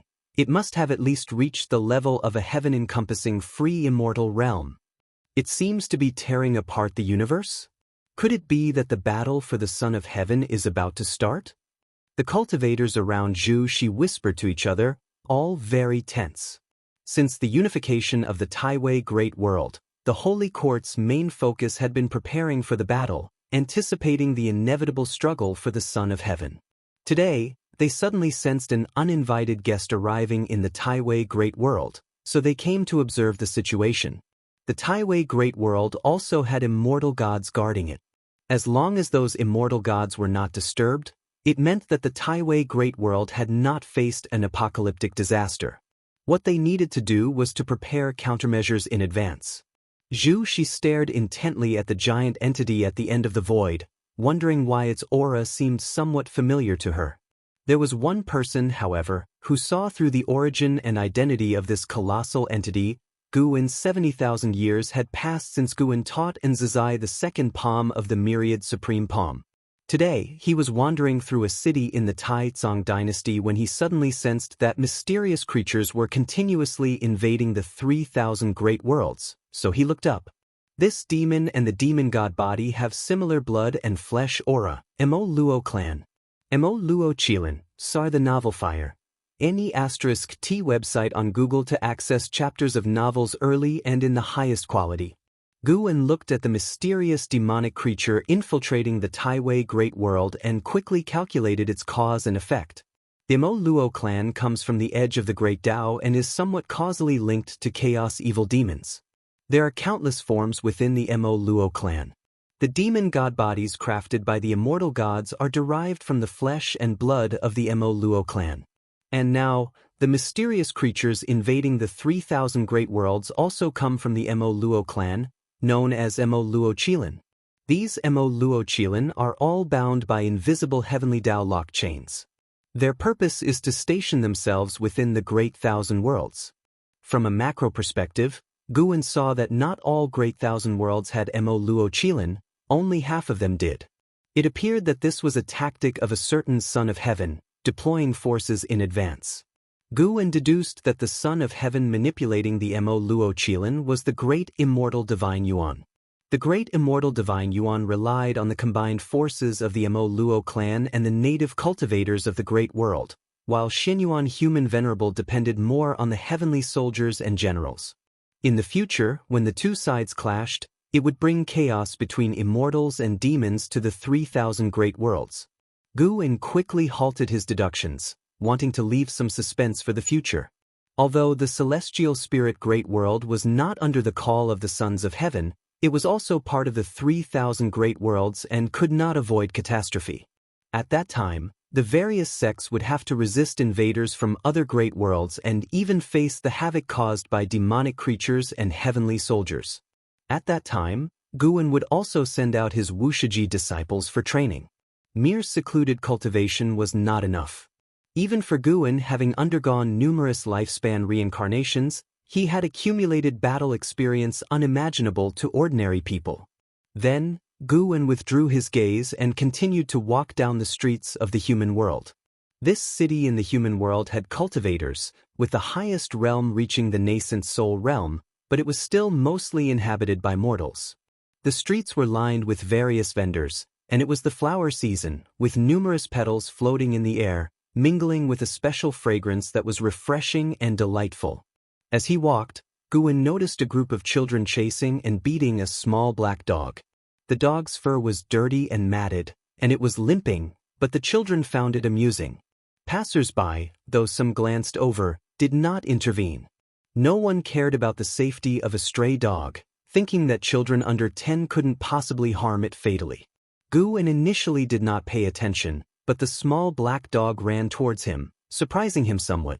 Although he hadn't concealed his aura or presence, the small black dog choosing him was a kind of fate. The small black dog ran up to him, circling behind his legs, and the children coming after it stopped in their tracks, looking at him timidly. Guwen's clean and elegant attire made him look unlike a common person, so the children naturally didn't dare offend him. The older children exchanged glances, then turned and ran, with the other children quickly following suit. Whimpering, the small black dog leaned against Guwen's boot, whimpering pitifully. Guwen glanced at it and then continued walking. The small black dog stayed in place for a moment, then limped to follow Guwen. Guwen didn't pay it any mind and continued his stroll. By dusk, he left the city, and the small black dog still followed, though it looked extremely exhausted, stumbling as it walked. After leaving the city, Guwen entered the woods, and the distance between him and the small black dog gradually increased. Unknown time passed, and the small black dog finally couldn't hold on, collapsing on the ground, its eyelids growing heavy. It struggled to open and close its eyes. Seeing Guwen squatting before it, an unusual light flickered in its eyes. "Since you have such perseverance, I will help you shed your mortal form. But I hope you do not become what you now fear and despise." Guwen's voice reached the small black dog's ears. Though it was ignorant, these words etched deeply into its heart. Drowsiness surged like a tide, quickly dragging its consciousness into darkness. Night fell. Guwen returned to his courtyard. Shenzhen, unusually, was not meditating before the artifact refining cauldron but lay on the rocking chair where Guwen usually lounged, reading a book. Seeing Guwen return, she glanced at him and asked, "You seem to be in a good mood?" I did a good deed today, saved a little dog," Guwen said with a smile, but these words made Shenzhen feel awkward. With his immense cultivation level, capable of saving all living beings in an instant, now simply saving a dog could make him so happy? Shenzhen always felt she understood Guwen well, but sometimes she felt she didn't understand him at all. Perhaps her Tao practice was still insufficient, or maybe something more profound happened during the process of saving the dog. Guwen ignored her and went straight into the room. The moon set and the sun rose, day after day. The Taoist field of the beginningless remained untroubled by worldly affairs. A year outside was like a day inside. Another 1,000,000 years passed. On this day, after picking medicinal herbs, Guwen returned to the Taoist field of the beginningless. Midway up the mountain, he saw fourth-generation disciples gathered together, discussing the affairs of the world. They talked about a great demon that had unified half of the human world, a demon calling itself the Demon Emperor with a grand following, unsettling the 9 sects of the human world. It was said that the 9 sects were debating whether to eliminate this demon. This demon had not committed any evil deeds, but the gathered power of the demon race under it posed a significant threat. If you find any errors, ads pop up, ads redirect, broken links, non-standard content, etc., please let us know reports so we can fix it as soon as possible. Chapter 744. The destiny of the Son of Heaven. The Demon Emperor, who is renowned throughout the world, is precisely the little black dog that Guwen saved 1,000,000 years ago. He conducts himself with integrity, never bullying the weak, nor harming the human race, so his reputation is excellent. Not only does the demon race respect him, but many human race cultivators also admire him. Thus, the 9 major sects don't dare to act rashly. They must have a legitimate reason. All 9 sects of the world adhere to the righteous Tao. Acting in the name of the righteous Tao requires a justification, especially for matters like waging war and taking lives, which must have an unavoidable reason. Tia the Noveland at website on Google to access chapters of novels early and in the highest quality. Guwen listened to the disciples' discussions and already foresaw the fate of the Demon Emperor. In a few years, the 9 major sects would suppress him, sealing him beneath a certain great mountain and dispersing his demon race forces. However, this would also sow the seeds of a future great war between the demon race and the human race in the celestial spirit great world. In the long years that followed, the demon race would continuously produce outstanding talents, one after another, attempting to rescue the Demon Emperor. This would leave behind many well-known legends, widely circulated even among the human race. Although the Demon Emperor's future would be bitter, this had nothing to do with Guwen. A mere acquaintance was not enough for Guwen to consider him as one of his own. If he were to intervene again, it would be unfair to all living beings in the world. Guwen allowed himself to have selfish intentions, but these intentions could not be misused. In fact, whenever he encountered people or events he couldn't tolerate during his travels, he would intervene. He wasn't the kind of great power who stayed aloof from matters that didn't concern him. As long as it didn't affect the destiny of a place, he would help those in suffering, whether humans or demons. Guwen continued forward without disturbing the disciples. He walked up the mountain and returned to his courtyard. An Xian was rarely there, discussing the path of cause and effect with Xianxia. Seeing Guwen return, an Xian immediately approached and said, "Master, if the 4th-generation disciples want to go out and train, should we allow it?" The earliest 4th-generation disciples had been cultivating in the Taoist field of the beginningless for millions of years and had already reached the Zizai Immortal realm. But without Guwen's order, the disciples didn't dare to go out, nor even dare to step into the world gate. Although they could travel around the 9-spirit continent, which also enjoyed the blessings of the dojo, in reality, there was a significant difference between the two. Wuxia was a holy land suspended above the 9-spirit continent, and many families wanted to send their offspring here, which required outstanding talent and destiny. When Guwen allowed the 4th-generation disciples to take on their own disciples, it would undoubtedly stir up waves across the continent. They can go out but must not enter the world gate.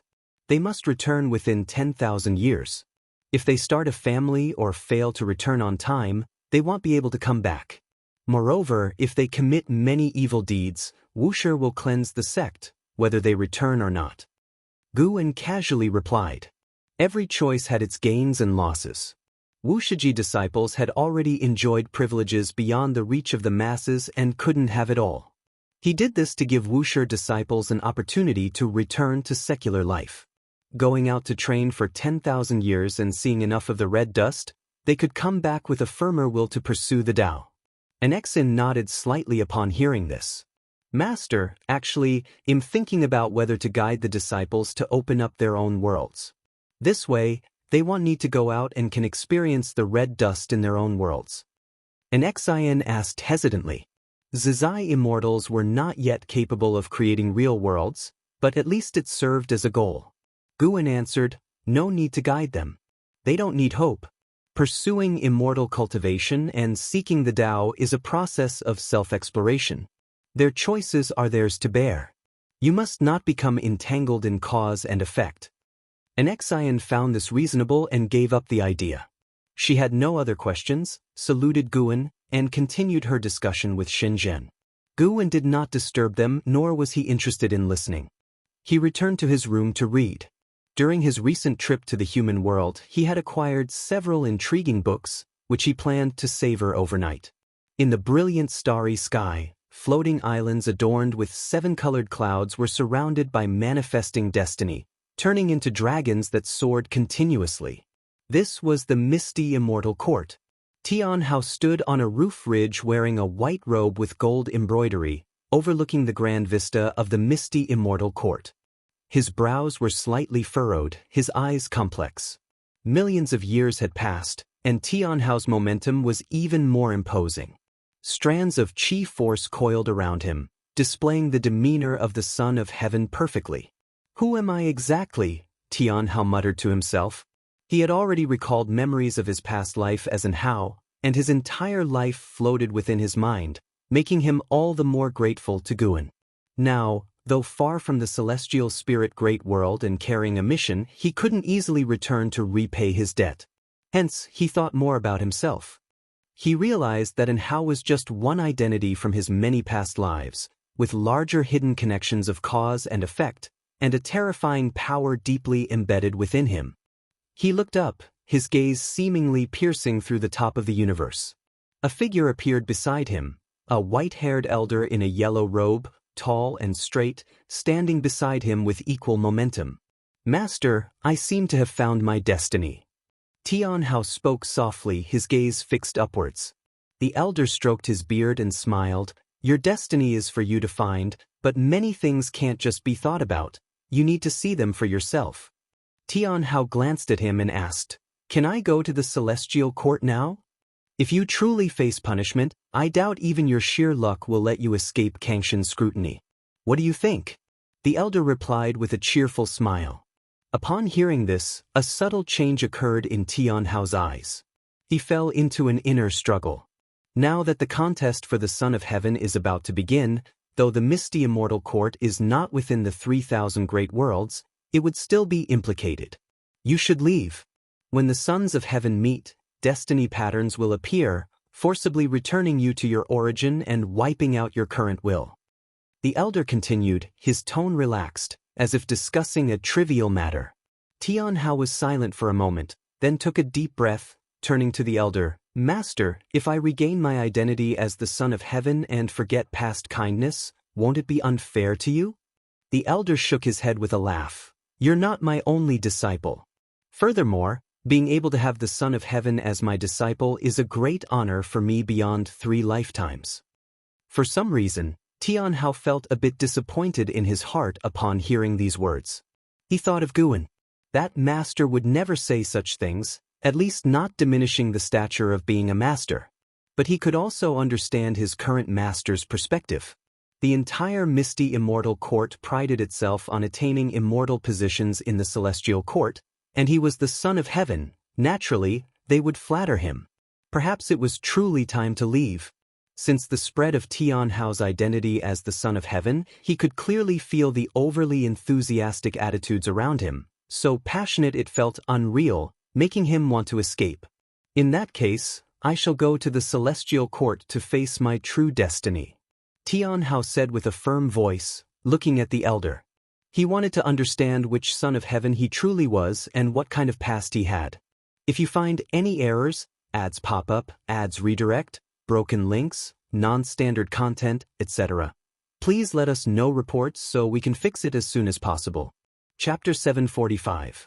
Lifespan of 10 quadrillion years, profound abyss ancient tree. The struggle of the Son of Heaven draws closer to the 3,000 great worlds, and for all living beings, the most apparent sign is the increase in mythical stories.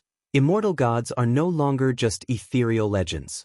In each great thousand world beyond the heavens, grand opportunities continuously appear, bringing boundless hope to the cultivators of the 3,000 great worlds.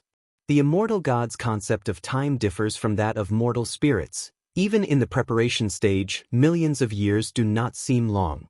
Time flies by. Millions of years turn a page in the giant book of time, more and more immortal gods begin to descend into the 3,000 great worlds. The world of the celestial spirit great world starts to become turbulent, not because of the struggle for the Son of Heaven, but due to the 9 major sects suppressing the demon emperor, causing upheaval in the demon race. On this day, deep in the sea, within the hidden spirit palace, Guwen was picking medicinal herbs when his actions suddenly paused. Your lifespan has broken through the 10 trillion year mark for the first time. A random upgrade to lifespan functions will now commence. Your lifespan reincarnation function has been upgraded. Lifespan reincarnation upgraded successfully.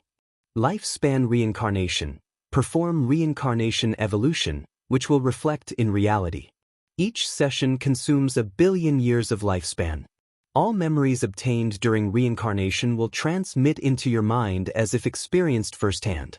There is no time limit to reincarnation evolution. It depends entirely on the choices made during causality. You can choose to reincarnate into the past, present, or future, or select a prior reincarnation body to reincarnate again. All reincarnations will retain lifespan evolution abilities, and merging memories with reality will take just an hour.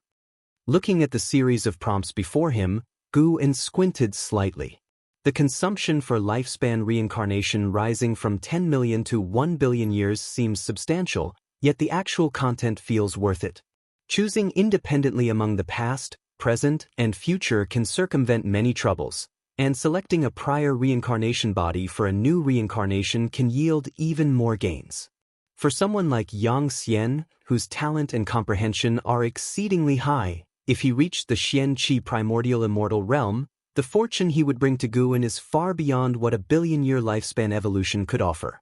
Of course, opening a new reincarnation would also generate more anticipation. Given his current lifespan, consuming 1 billion years of lifespan is no concern for Guwen. Guwen continued to pick medicinal herbs, preparing to initiate a lifespan reincarnation session after his current task, opting for a new reincarnation body rather than a previous one. To him, each new reincarnated life was akin to an epic and vast novel. Having not started a new one for a while, he was indeed feeling nostalgic. As for the causality brought by lifespan reincarnation, he now took it lightly, accepting or ignoring it at will, confident in facing any resultant effects. Continuous cultivation, striving for the summit of the great Tao, was not meant for servitude to all living beings. He had no desire to care for every world. Protecting his surroundings sufficiently was enough to live happily and freely. Thinking this way, perhaps immortal gods are too free, hence neglectful of all living beings? Guwen suddenly considered this but then thought it over and found it not entirely true. The immortal gods need the worship of all living beings. The celestial Tao destiny requires the faith of all beings, but he did not need it.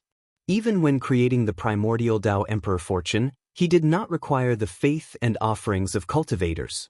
His creations were more driven by personal interest. After a while, seeing that Guwen had finished picking the herbs, the deep sea dragon carp, who had been waiting by his side, approached. Having followed Guwen for over 9 million years, the young and naive fish was now a venerable figure with the poise of an enlightened grandmaster. Occasionally, it would venture out to explore the world, gathering knowledge for future opportunities, something Guwen permitted, not wanting to confine it here forever. The deep sea dragon carp would go out but never stay away for long, leaving avatars to manage the hidden spirit palace's various medicine gardens without mishap. "Master, have you heard about the demon emperor?" the deep sea dragon carp asked cautiously. Guwen asked offhandedly, "I've heard. What of it?" He began selecting herbs to bring back. Although he did not need medicinal herbs, the Wuxia disciple did, and his Tao fruit universe already had a massive stock of elixirs. Since cultivating herbs in the Tao fruit universe would drain his mana, not lifespan, he had no desire to cultivate it. For now, he used it only for storage. Don't you think the 9 major sects are too despicable? It's not because impartial to our demon race, but the demon emperor is a leader admired even by humans. He advocates for peaceful coexistence among all races, sharing the Tao and even teaching human cultivators, saving those in distress. Such a demon was oppressed by the righteous Taoist sects for a feeble reason. The reason was apparently that the demon emperor's disciple killed one of their true disciples, and when negotiations failed, they had no choice but to wage war against the demon emperor. How absurd! The deep sea dragon carp's tone grew indignant as it spoke. Guan smiled and said, "Indeed absurd, but what good is telling me? Do you expect me to uphold justice for the demon emperor?" The deep sea dragon carp quickly shook its head, saying, "How could I dare think such a thing? It's just that the demon emperor seems promising. Maybe you could save him and bring him to the hidden spirit palace?" Sar the Ovalfire. Net website on Google to access chapters of novels early and in the highest quality. Even the sea demons admired the demon emperor's deeds. He not only saved people but demons. Before becoming the demon emperor, he roamed the world, eradicating evil and helping the weak. These stories were well known among the demon race, and the deep sea dragon carp, having heard many, also grew fond of him. "I've never met him, so how could I accept him? You haven't genuinely ventured into the world. How can you understand a person from hearsay? Go out and train. You can even look for the demon emperor, but don't think of saving him." Guan chuckled softly. He too was quite pleased with the demon emperor. 2 million years ago, Guan had saved the demon before he became the demon emperor, speaking a few words that the demon held dear for a lifetime, practicing them faithfully till today, which was rare. Of course, pleased or not, it was not enough for Guan to intervene. From his perspective, the demon emperor would break free eventually, reaching greater realms and firmly establishing himself in the celestial spirit great world. The current tribulation was but a chapter in the demon emperor's life, one that he would overcome. The deep sea dragon carp hesitated, truly wanting to seek out the demon emperor. "Alright, I'm leaving. Think it over. If you want to go, leave an avatar and do not need to inform me." With these words, Guan vanished, leaving the deep sea dragon carp in contemplation. Elsewhere, Guan arrived at a small island near the Immortal Seeking Island. Sitting on a reef, he faced the sea breeze and began his lifespan reincarnation. You have consumed 1 billion years of lifespan to start a reincarnation evolution. Please choose to reincarnate to either the past, present, or future. The past. Going to the past might reveal insights about the ancient celestial court, gathering useful information for the present. Reincarnating to the future offered unreliable intelligence, serving only cultivation and Tao enlightenment purposes. Would you like to select a previous reincarnation body for rebirth? Connecting to the Tao rules. Searching for reincarnation heavens and earth. You have the following options, choose 1. Ling Mountain 2. Endless Jade Pool 3. Profound Abyss Divine Pool. These places all appeared imposing. Ling Mountain's grandeur was evident even to Guan, harboring Daluo immortals. However, Guan did not wish to become a monk. His gaze fell on the Profound Abyss Divine Pool, which lay in the underworld, the land of reincarnation. He had never visited the underworld, but he saw its immense expanse, larger than all 3,000 great worlds combined. The underworld was not fully covered by celestial Tao destiny, proving the strength of the Profound Abyss Divine Pool. You have chosen to reincarnate into the Profound Abyss Divine Pool. This reincarnation will fully retain lifespan seizing and evolution abilities. Reincarnation evolution begins. Year 1, you are born in the other shore heaven as a Profound Abyss fruit on the Profound Abyss ancient tree. At 17, a ghost immortal comes to the Profound Abyss ancient tree for enlightenment, and you observe his actions with curiosity. At 102, you watch this ghost immortal cultivate divine skills, silently noting all his techniques. At 227, the ghost immortal departs, and you gradually comprehend the chi absorption technique. If you find any errors, ads pop up, ads redirect, broken links, non-standard content, etc., please let us know reports so we can fix it as soon as possible. Chapter 746, Gu Xian, Profound Abyss, Tai How Profound Abyss Fruit? How did I get reincarnated as a fruit? Guan looked at the prompt before him, feeling that he would spend the next several thousand years stuck on a tree, without any choice in the matter. This is quite novel. Guan continued to read on, with prompts continuously appearing. As the profound abyss fruit, he encountered various passers-by in the ensuing years. There were ghost immortals, demons, as well as humans. Some just passed by, while others, like that ghost immortal, lingered. But the wait lasted longer than he anticipated. Over 10,000 years passed, and he was still a profound abyss fruit. At the age of 12,732, you comprehended nature's essence and grasped the path of yin and yang, enhancing your Tao practice. At the age of 12,803, a torrential rain fell under the celestial vault. Never having felt rain before, you reveled in the downpour, refining your physical body. At the age of 13,146, swaying in the wind, you detached from the vine and fell to the ground. With nature's spiritual energy converging around you, you began transformation. Please choose your gender. The prompt paused here, and Guwen furrowed his brow. Do I need to choose? No. Guwen made his decision. Over the past tens of thousands of years, as a transformed fruit, he had observed the difference between the sexes, likely contemplating this for years. After choosing, his reincarnation body gestated for a full 100 years before the transformation succeeded, and he comprehended his innate divine ability, the profound abyss yin-yang shield.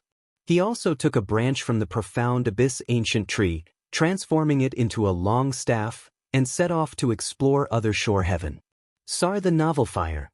Net website on Google to access chapters of novels early and in the highest quality.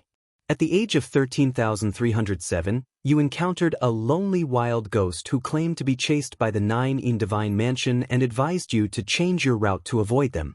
Do you choose to evade the 9 in Divine Mansion? In a previous life as the Black Profound Emperor, Guwen had experienced the power of the 9 in Divine Mansion. Most of their ghost immortals surpassed the heaven-encompassing free immortal realm. With Guwen's current Tao practice, he couldn't grasp the entirety of the underworld but could sense the presence of Daluo immortals within the 9 in Divine Mansion. The barriers of the path of yin and yang were truly formidable, preventing the celestial Tao destiny from fully encompassing the underworld. A newly transformed profound abyss fruit would be no match for the 9 in Divine Mansion. You chose to trust the wild ghost's advice. After a long conversation, you decided to visit Other Shore City as mentioned. The wild ghost wanted to accompany you. Do you agree? No. You rejected its request, but it persisted, and you couldn't drive it away. You learned its name. It called itself Ghost Sanling. After some conflict, you decided to name yourself Gu Xianyu since you were born from the profound abyss ancient tree. At the age of 13,315, you entered Other Shore City with Ghost Sanling. In the same year, you met a cultivator named Zhu Tian Daoist, who claimed to be from Other Shore Heaven. He saw through your essence as a profound abyss fruit and wanted to bring you to Other Shore Heaven for cultivation. Do you agree? Guwen thought that someone who could discern his essence would not be someone he could resist. If they bore ill intentions, refusing would only cause trouble. Besides, Gu Xianyu needed Taoist technique to truly start immortal cultivation. Having lived for over 10,000 years, Gu Xianyu had not yet seized any lifespan. Other Shore Heaven appeared peaceful, indicating a strong foundation. However, in Gu An's time, there was no power named Other Shore Heaven. Even observing the underworld now, he couldn't see Other Shore Heaven. This suggests Other Shore Heaven might perish. That would be good. After Gu Xianyu's cultivation succeeds and he departs, if Other Shore Heaven then perishes, many causes and effects could be hidden. Of course, the demise of Other Shore Heaven might relate to Gu Xianyu. Time would tell.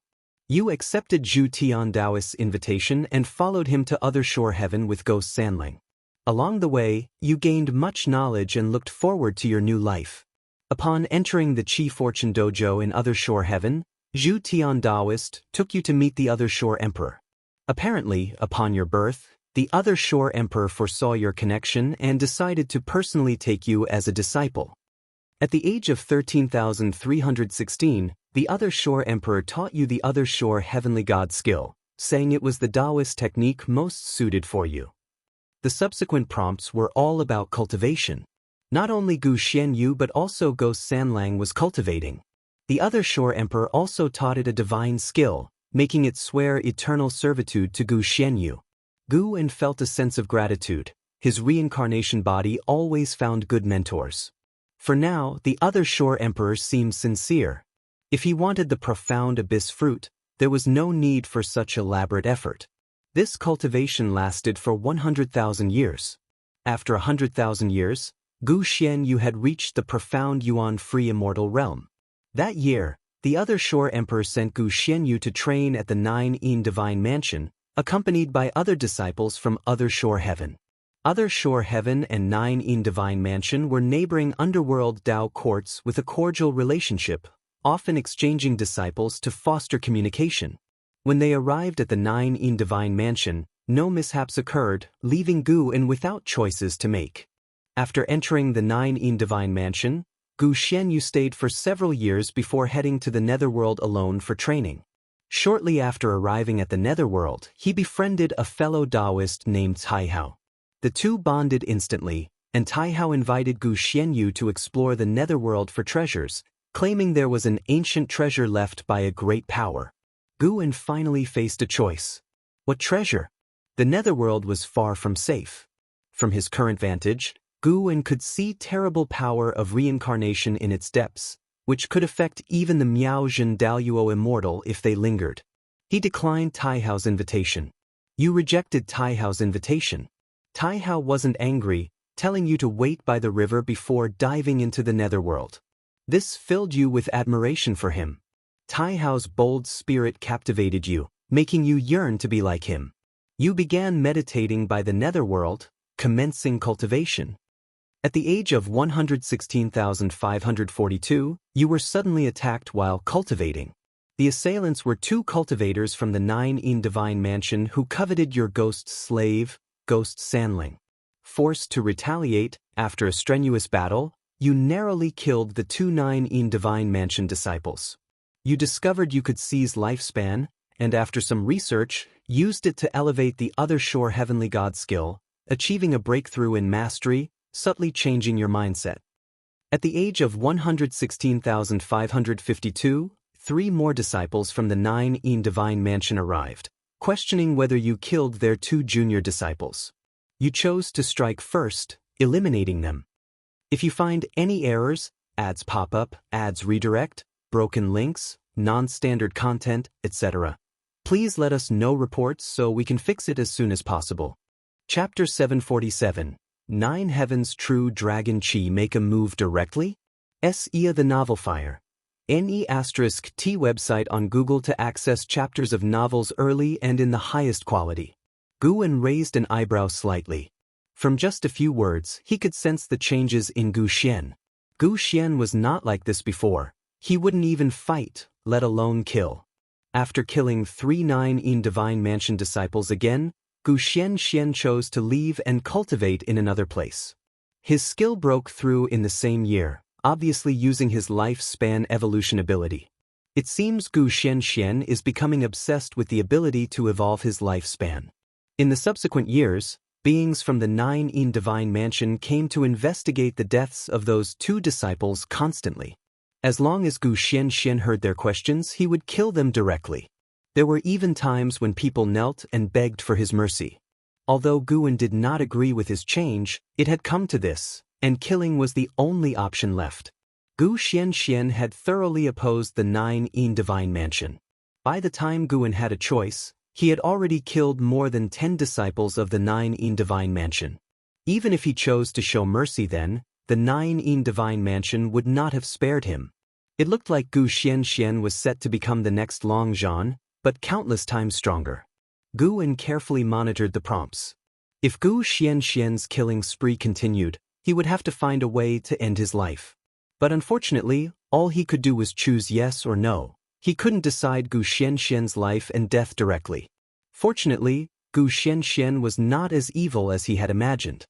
At the age of 116,722, you encountered a group of people being pursued by evil spirits. You chose to save them, and later learned from them about another half of the world. You were filled with curiosity about the mortal world, so you left the underworld with them. At the age of 116,726, you arrived at the Taoyuan great world of the mortal world, and at the invitation of those people, you visited the Erosion Moon sect. At the age of 116,727, the female cultivator Xianxia you saved in the underworld confessed to you, hoping to marry you. Do you accept? Already extreme and still in love? If something happened to this female cultivator named Xianxia, wouldn't Gu Xianxian go mad? For the sake of all living beings, Guwen refused this marriage on behalf of Gu Xianxian. You refused Xianxia's confession. Xianxia begged bitterly, but you were unmoved. Finally, Xianxia, in a rage, cursed you venomously, saying you humiliated her and she would repay you tenfold. Crazy. Rejecting you is humiliating you? Why don't you remember the favor of saving your life? Guwen laughed, thinking that this woman named Xianxia was no good. Fortunately, he refused. If she had married Gu Xianxian, who knows how much trouble would follow. Reincarnation continued, and prompts kept popping up. Gu Xianxian left the Erosion Moon sect and traveled through the Taoyuan Great World with Gui Sanling. If anyone troubled him, he killed them directly. But if he encountered someone in distress, whether human, demon, or ghost soul, he would help. Good and evil coexisted, making it hard to judge his nature for the moment. The next life experiences, every scene possible unfolded, which was no longer new to Guwen. He could clearly feel Gu Xianxian growing stronger rapidly. In less than 1,000 years since arriving in the mortal world, this guy was about to break through to the heaven-encompassing free immortal realm. The growth rate was truly terrifying. The commotion caused by his breakthrough was not small, attracting many strong figures from the Taoyuan Great World to watch. Some even attacked him directly, only to be killed by him, and eventually, it led to the appearance of innate golden immortals. Although Gu Xianxian was no match for the innate golden immortal, he used his innate divine ability, Profound Abyss Yin-Yang Guard, to escape through the void to outer heaven. Thus, Gu Xianxian began to hide again. Grudges, once formed, truly have no end. After arriving at outer heaven, the dangers increased, and the enemies were stronger, but Gu Xianxian's growth rate did not slow down. He crossed into the innate golden immortal realm at less than 300,000 years old, and this was without wantonly slaughtering living beings. At just over 500,000 years old, Gu Xianxian stepped into the heaven-balancing golden immortal realm and then returned to the underworld with Gui Sanlang, who had also grown strong. He came to the banks of the Yellow Springs River, looking at the ceaseless flowing yellow springs, reminiscing about the past, not expecting before he left. A figure shot out from the Yellow Springs, landing before him. It was Taihao, who had invited him to the Yellow Springs in search of treasures. What Gu Xianxian and Taihao talked about, Guwen did not know, but from the prompts, it seemed that they were very happy to be reunited after a long time. Taihao revealed that the 9-yin divine mansion monopolized the power of reincarnation, hindering the soul's rebirth. Their sins were beyond measure. He wanted to invite Gu Xianxian to join him in opposing the 9-yin divine mansion, killing the one who hindered reincarnation. Guwen got a chance to choose. This time, he didn't choose to avoid the crisis. Gu Xianxian had lived so long, only relying on the other shore heavenly god skill and profound abyss yin-yang guard. Guwen felt it was worth a lifespan of 1 billion years, considered it paid off. From then on, he could venture freely, whether he died early or not mattered less, causing fewer killings. So, Gu Xianxian agreed to Taihao's invitation and went with him to the 9-yin divine mansion. This made Taihao very happy, and they even became sworn brothers. They are all restless souls. Guwen sighed in his heart, as if foreseeing the tragedy. After all, the 9-yin divine mansion still ruled the land of reincarnation in the underworld, while the other shore heaven had ceased to exist. At the age of 501,372, Yu and Taihao reached the reincarnation heaven pool of the 9-yin divine mansion. You encountered the Tai-yin reverse dragon guarding the pool. Taihao made the first move, and you had to assist. Eventually, you killed the Tai-yin reverse dragon and obtained the reincarnation heaven lotus in the pool. At the age of 501,373, the 9 divine mansions sensed your disturbance and sent a large number of disciples to besiege you. It was only then you realized Taihao's true strength far exceeded yours. After a great battle, Taihao took you and escaped the reincarnation heaven pool, reaching the other side of the underworld, where you rested beneath a yin tree. At the age of 501,374, Taihao insisted on teaching you a divine skill called 9 Heavens True Dragon Chi. You mastered it in the same year, surprising Taihao greatly. At the age of 501,380, you and Taihao attacked the 9 divine mansion again, encountering them forging billions of souls into 6 paths ghost artifacts. Displeased, you intervened, leading to a great battle. During the battle, you chose to break through, and a massive lightning from the great Tao descended upon the 9 divine mansion. You reached the Taiching Golden Immortal realm but also attracted the strongest of the 9 divine mansion. Despite you and Taihao's best efforts, you were subdued under a great array. At the critical moment, a powerful mana transported you away. You fell into a coma, and upon waking, you were shocked to discover the powerful being who saved you and your brother was your master, the Other Shore Emperor. The Other Shore Emperor revealed that the 9 divine mansion had committed countless atrocities, disrupting the 6 paths order. The Other Shore Heaven decided to overthrow the 9 divine mansion's rule. He had already appealed to the Zhangtian, requesting help from immortal gods. Before the immortal gods arrived, he hoped you and Taihao would cultivate first and not act rashly.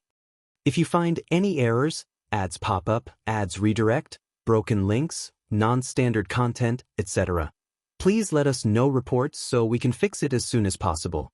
Chapter 748. Against the immortal gods. After being saved by the Other Shore Emperor, Gu Xian and Taihao no longer ventured out, focusing on their cultivation steadfastly. However, when it involved immortal gods, Guan always felt things wouldn't be simple and surely wouldn't go smoothly. The facts were as he anticipated. Gu Xian and Taihao cultivated for 1,000 years, and then immortal gods descended upon the land of reincarnation. At the age of 52,392, immortal gods descended upon the land of reincarnation. The Other Shore Emperor led you and Taihao to invade the 9 divine mansion. As the battle commenced, disciples from Other Shore Heaven also joined in, causing the 9 divine mansion to fall into a passive state. You began a killing spree, continuously enhancing your comprehension of the Other Shore Heavenly God skill. In the same year, the immortal gods suddenly turned against you, joining forces with the 9 divine mansion to besiege Other Shore Heaven. Before your master, the Other Shore Emperor, died, he sent you and Taihao away. You and Taihao fell into reincarnation. You landed in a mortal world, regaining consciousness and vowing to avenge the immortal gods. The immortal gods turned against them, indicating it was a plot against Other Shore Heaven.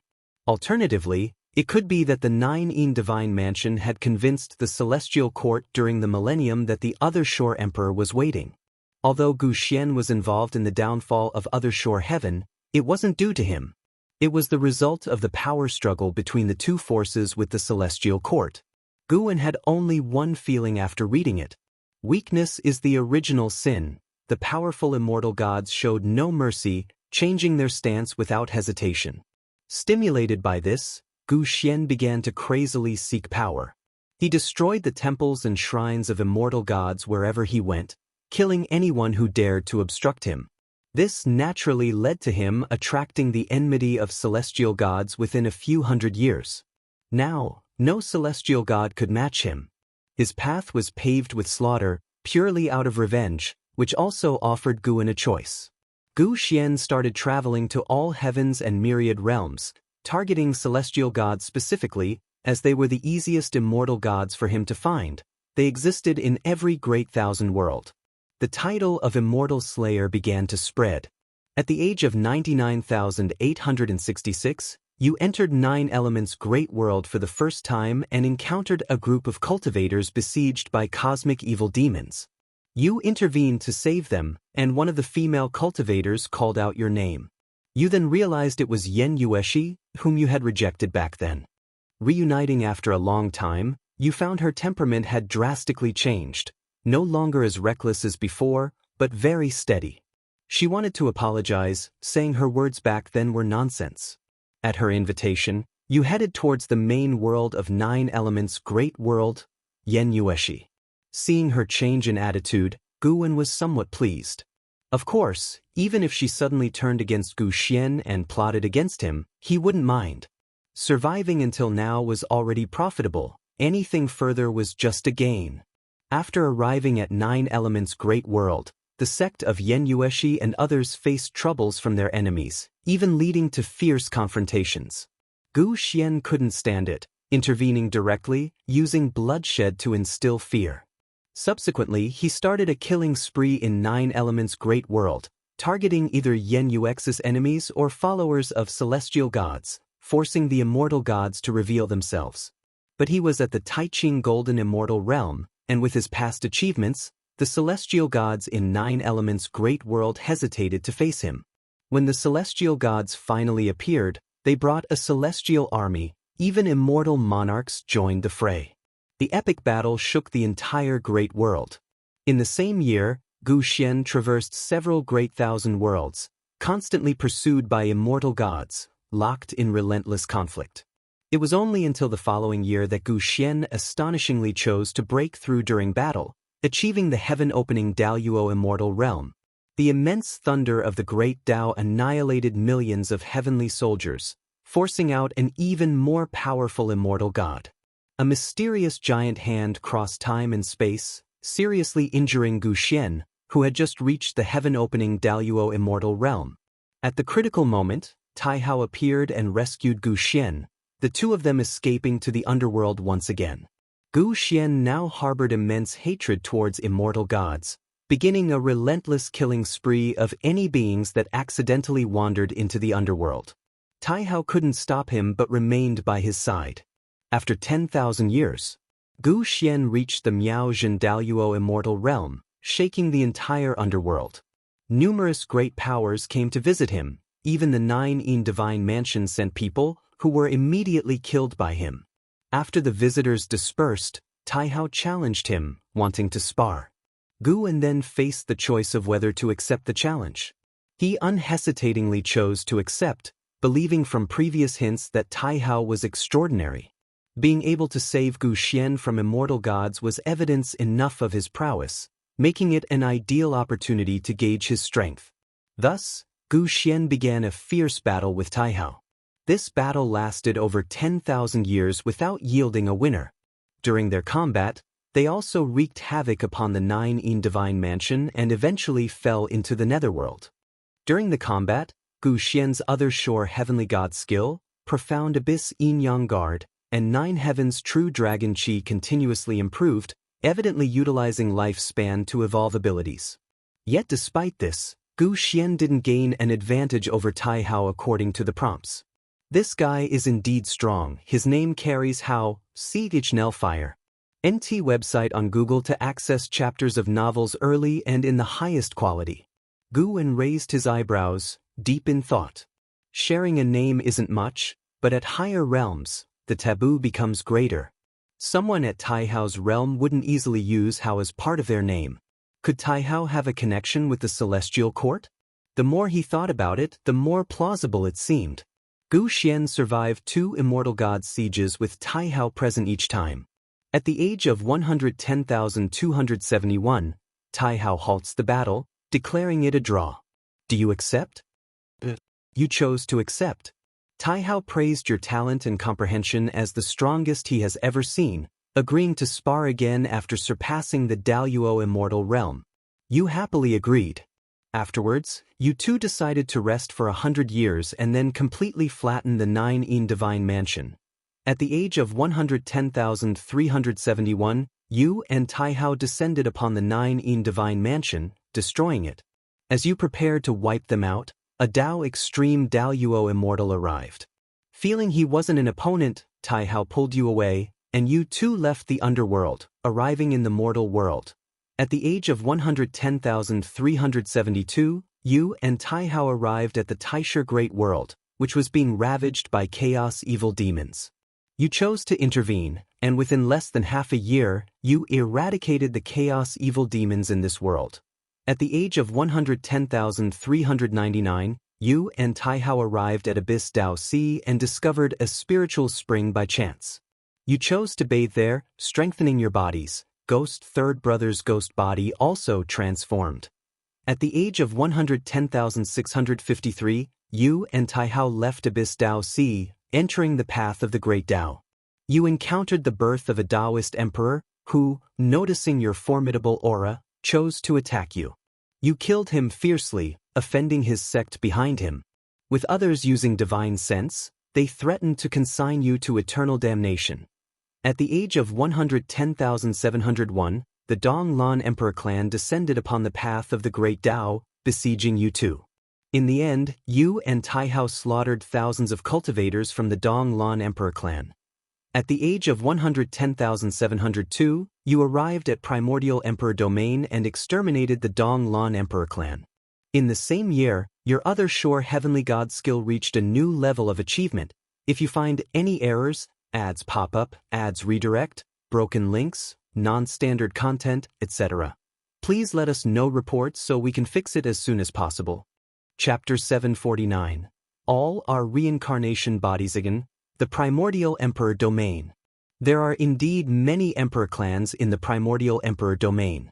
Now Guan can see the Primordial Emperor Domain clearly.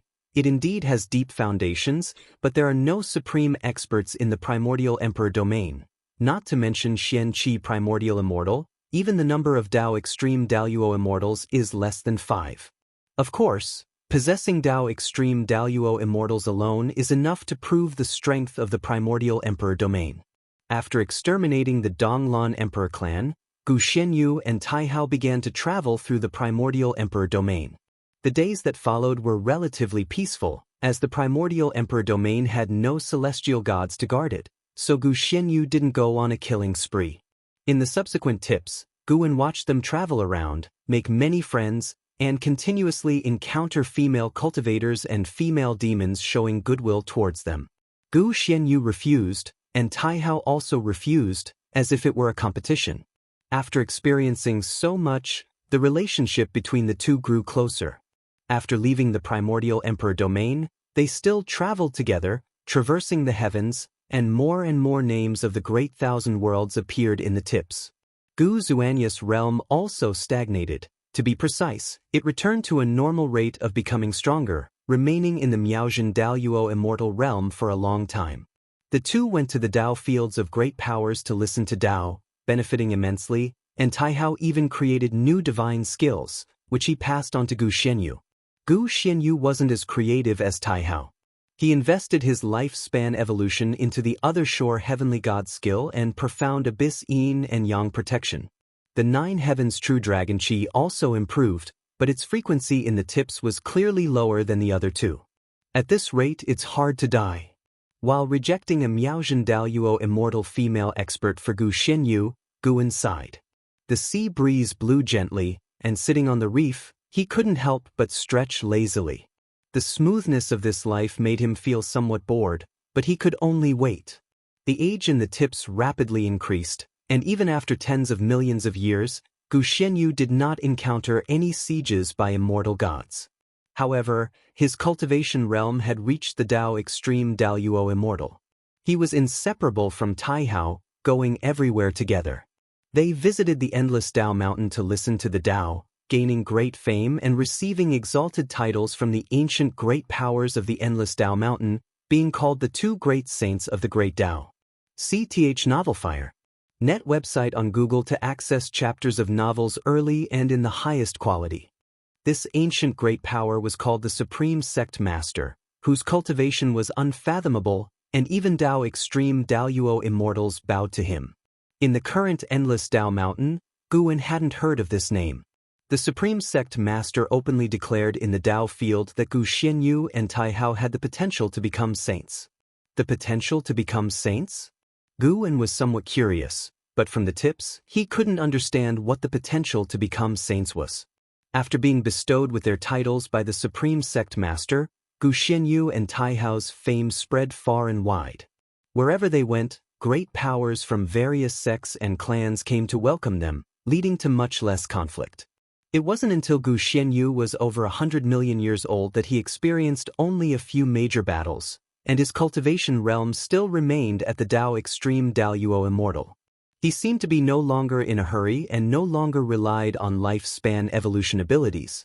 When approaching 200 million years old, Gu Xianyu encountered Yan Yueshi again. Even after so many years, her affection for him hadn't changed, and she even wanted to leave her sect to travel the heavens with him. This time, Guan agreed because he saw that Gu Zuanya's mental state had changed in the tips. Reaching this realm, if he still refused his beloved for fear of trouble, it would indeed be too pathetic. Yan Yuex's joining greatly displeased Taihao, leading to many arguments between the two, often stopped by Gu Zuanya's words. Yan Yueshi hoped Gu Xianyu could stop, marry her, and become Dao companions. Taihao, however, believed that the Great Dao is long and that one should not stop before seeing the end of the Great Dao. This argument persisted until the arrival of the immortal gods. Countless immortal gods descended, surrounding the three, and even several supreme immortals joined the fray. After fighting for hundreds of years, Yan Yueshi was captured. The immortal gods threatened Gu Xianyu to surrender. This time, Guan had no choice, indicating that Gu Xianyu had no hesitation in his heart. He told Taihao to escape alone, then walked towards the supreme immortals. Ultimately, he was captured by the immortal gods. Guan thought it was the end for him, but the tips continued. He was brought to the celestial court, where a celestial Dao venerable ordered him to be thrown into the heavenly prison. He began meditating and seeking enlightenment in the heavenly prison. During this time, many immortal gods came to recruit him, some for the Son of Heaven, others for the celestial Dao venerable, but Guan refused them all. Now, Guan only wished for Gu Xianyu to end his life soon, to avoid exposing his lifespan-stealing ability. However, the celestial court wouldn't kill him. After being suppressed for tens of millions of years, someone came to visit him, and it was Yan Yueshi. She had already ascended to the immortal class, becoming a celestial god in the celestial court. She persuaded Gu Xianyu to submit, saying the celestial court was invincible, and even the strongest beings had to be bound by the heavenly Dao. Gu Xianyu thought of his deceased master and the slaughtered other shore heaven. Despite his beloved's persuasion, he still refused to bow his head. No matter how she tried, Gu Xianyu remained adamant. Yan Yueshi became very angry, warning him harshly, which reminded Guan of the time Gu Xianyu first rejected her. Although this time Yan Yueshi was concerned about Gu Zuanya's life and death, Guan felt she did not understand Gu Xianyu. If Guan felt this way, how much more so would Gu Xianyu, who directly faced Yan Yueshi? In the endless years in the heavenly prison, the tips became simpler. Whether it was cultivation, Dao techniques, or divine skills, it took many years to progress. Even at 100 billion years, Gu Xianyu still hadn't surpassed the Dao Extreme Daoyuo Immortal realm. That year, the heavenly prison shook. The tips revealed a world-shaking fierce demon was causing havoc in the celestial court, heading towards the heavenly prison, destroying its formation and allowing those suppressed strong beings, including Gu Xianyu, to escape. After escaping the heavenly prison, Gu Xianyu saw the fierce demon's figure. The demon's strength greatly shocked him, making him feel it was an opportunity. So, instead of fleeing the celestial court, he chose to cause chaos with the demon, killing as many immortal gods as possible to avenge his master. But immortal gods can't be killed, they always revive. Even Dao Extreme Daoyuo immortals feel powerless in endless battles. Finally, 3 celestial Dao venerables descended to capture the fierce demon. Gu Xianyu also prepared himself for death. Before dying, he glanced at Yan Yueshi standing among the vast army of immortal gods, looking down at him with resentment, seemingly blaming his choice. In the tips, Gu Zuanya's heart felt no bitterness. Instead, he felt relieved and had no regrets. At the critical moment, a terrifying power pierced through the celestial court's destiny, saving Gu Xianyu. The one who saved him was Taihao. Taihao took Gu Xianyu to chaos. Surviving even this, Guan felt a bit helpless. 100 billion years of life memories must be so long. The inheritance process must be exhausting, especially since Gu Xianyu hadn't died yet, and the weight of the memories kept increasing. After escaping the range of the heavenly Tao, Taihao stood in the chaos void and looked at you. His expression made you feel unfamiliar. Taihao said he was very disappointed in you, thinking you were held back by romantic feelings. Without Yen Yueshi, you wouldn't have ended up like this. He couldn't stand your current state and challenged you to a life and death duel. Looking into his eyes, you knew he was serious, and you accepted the challenge. After an epic battle lasting 1 billion years in the collapsing and chaotic Great Tao Void, you and Taihao perished together. Before your consciousness completely dissipated, you realized that you were just a reincarnation body. Not only you, but Taihao was also a reincarnation body of some existence, emitting a celestial Tao destiny far surpassing the celestial Tao Venerable. Meeting Taihao's gaze, you seemed to comprehend that your battle would continue. You are killed. Reincarnation ends. If you find any errors, ads pop up, ads redirect, broken links, non-standard content, etc., please let us know reports so we can fix it as soon as possible. Chapter 750. The Meaning of Reincarnation. It's finally over. Guwen looked at the last prompt, feeling emotional in his heart. But regarding Gu Xian's feelings before his death, he felt a bit uneasy. The heavenly Tao destiny that far surpassed the celestial Tao Venerable, why did it sound so much like the celestial emperor? The celestial emperor had been in seclusion for many years, creating billions of reincarnation bodies was normal. Thinking about it carefully, as long as Taihao was there, they could always escape from the siege of the immortal gods. As Guwen was contemplating, a vast and boundless memory flooded into his mind. He didn't move or activate the lifespan barrier.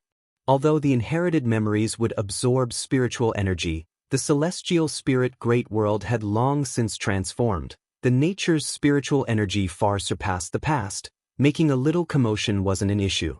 Moreover, even if the beings of the celestial spirit great world came nearby, they would be unable to perceive his existence with the naked eye. In the process of integrating the memories, Guwen walked once again through Gu Xian's memories. Compared with the previous cycles of reincarnation, Gu Xian's life experiences were different from others. Born of the profound abyss fruit, he was insensitive to time, and his concepts and cognitions were above the human world. Gu Xian's innate divine ability, the profound abyss yin-yang shield, was very powerful. It formed a protective qi with the profound abyss qi and the path of yin and yang. This qi could counteract enemy attacks and allow him to traverse space, a divine skill for both offense and defense. The Other Shore Heavenly God skill taught by the Other Shore Emperor was also a remarkable creation. The Other Shore Emperor himself admitted that it was by obtaining this skill that he opened up the Other Shore Heaven, and its name originated from this skill. Whether it was the profound abyss yin-yang shield or the Other Shore Heavenly God skill, both were worth over 1 billion years of lifespan, making this cycle's lifespan reincarnation quite profitable. Compared with these, Guwen was more concerned about Taihao. When he first saw Taihao, he didn't think much of it, but after integrating the memories and looking back, he felt a bit dazed. Taihao looked too much like an Hao, but had more imposing mannerisms than an Hao, possessing an invincible air. During the days fighting side by side with Taihao, Gu Xian was often astounded by Taihao. It was because of Taihao that he fought desperately to become stronger. However, no matter how many years of lifespan he invested in his evolution, Taihao always remained unfathomable. Their first confrontation ended in a draw, but Guwen felt that Taihao had deliberately held back, fearing that he would be discouraged. The final battle, though, forced Taihao to go all out, and it was undeniable that Taihao was exceedingly strong. Even though it was the 9 Heavens' true Dragon Qi, Gu Xian's achievements were far inferior to Taihao's.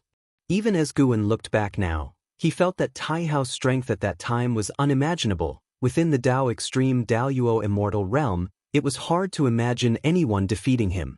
This further confirmed to him that Taihao was indeed the Celestial Emperor's reincarnation body. Getting entangled with the Celestial Emperor was not a good thing, but the lifespan reincarnation could isolate cause and effect. If the Celestial Emperor could deduce his existence, he would have already found him, considering that Gu Xian and Taihao were in the past. Wait a minute. Could it be the Celestial Emperor's means that brought an Hao before him? No, if that was the case, the Celestial Emperor could have appeared long ago. Moreover, and how had gone through many twists and turns before appearing to him.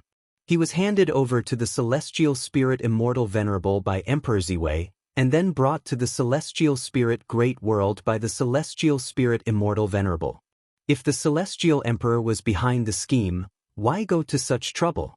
Guwen felt that his ability to manipulate lifespan was very strong and that it likely had greater causal power than the Celestial Emperor's. He did not dwell on this issue because no matter what, the events had already transpired, and his past within Hao could not be erased. Instead of agonizing over the past, it was better to think about the future. Gu Xian's life gave him many insights. So many great powers made the great Tao of all heavens seem much richer. Many beings no longer existed, but their existence proved the profoundness of the great Tao of all heavens. The Supreme Sect Master, who lectured in the Endless Tao Mountain, made him feel that his cultivation level perhaps surpassed the Xianxia primordial immortal.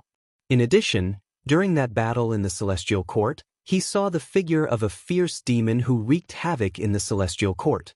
Although the demon's cultivation was not as high as his, it could be confirmed that the demon was definitely a Xianxia primordial immortal.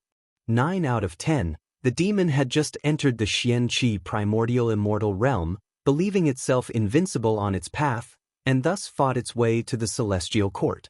If it didn't have such cultivation, it wouldn't have been able to break into the Celestial Court. For a powerful figure like a Tao Extreme Daluo Immortal trying to forcefully break into the Celestial Court, those Celestial Tao Venerables, Supreme Immortals would definitely intervene, never giving the Tao Extreme Daluo Immortal the chance to break in. Of course, even if a Tao Extreme Daluo Immortal couldn't break in, escaping while besieged by immortal gods would not be difficult. That fierce demon could have escaped, but chose to fight to the death, likely bearing a deep blood vendetta, with killing intent heavier than Gu Xian's. The posture of standing alone against billions of immortal gods left a deep impression on Guwen. Guwen opened his eyes. The ocean in front of him churned incessantly. In the distance, he saw the silhouettes of cultivators exploring. No one could perceive him. The Novel Fire. Net website on Google to access chapters of novels early and in the highest quality. He didn't get up immediately. Instead, he raised his right hand, and strands of black qi emerged from his palm, followed by white qi. The black and white qi intertwined, seemingly following some kind of pattern. Profound Abyss Yin-Yang Shield. This divine skill, having been continuously evolved by Gu Xian, had reached an extremely profound level. Even compared to the divine skills Guwen currently mastered, it was top tier. Only the absolute void I could barely surpass it. Just mastering the other Shore Heavenly God skill and Profound Abyss Yin-Yang Shield, Gu Xian could already conquer the all heavens and myriad realms. Originally, Guwen planned to undergo more lifespan reincarnations to celebrate breaking the trillion-year lifespan mark, but just Gu Xian's life made him feel pained. He didn't want to undergo lifespan reincarnation again. He decided to rest for a few million years first. Guwen stood up and walked towards the Taoist field of the beginningless. In one step, he arrived at the edge of the Taoist field of the beginningless. Following his usual habit, he admired the scenery along the way. The mountain was still the same mountain, but the flowers and plants on it were constantly changing. Some seemed no different from the past, but had long since undergone a cycle of new and old replacement. As he walked, Guwen was still reminiscing about Gu Xian's life. Gu Xian was different from other reincarnation bodies. Though he performed heroic deeds, he had no humanity. He resembled an immortal, thinking differently from the mortal spirits. When faced with Yen Yuex's persuasion, he could decisively sever his emotions. He didn't fear hardship or loneliness, always determined to accomplish what he believed in. Compared to personal gain, he cared about his own path and the meaning of his existence. Seeking revenge against the immortal gods, aside from obsession, was also to find his own value. He was born from the Profound Abyss ancient tree, with no parents, and the tree itself had not become sentient. He was a creation of the heavenly Tao, not knowing his origin or his destiny. During the billions of years he was imprisoned in the heavenly prison, he kept pondering why he existed. These thoughts had now all been transmitted into Gu An's mind. What is the meaning of reincarnation?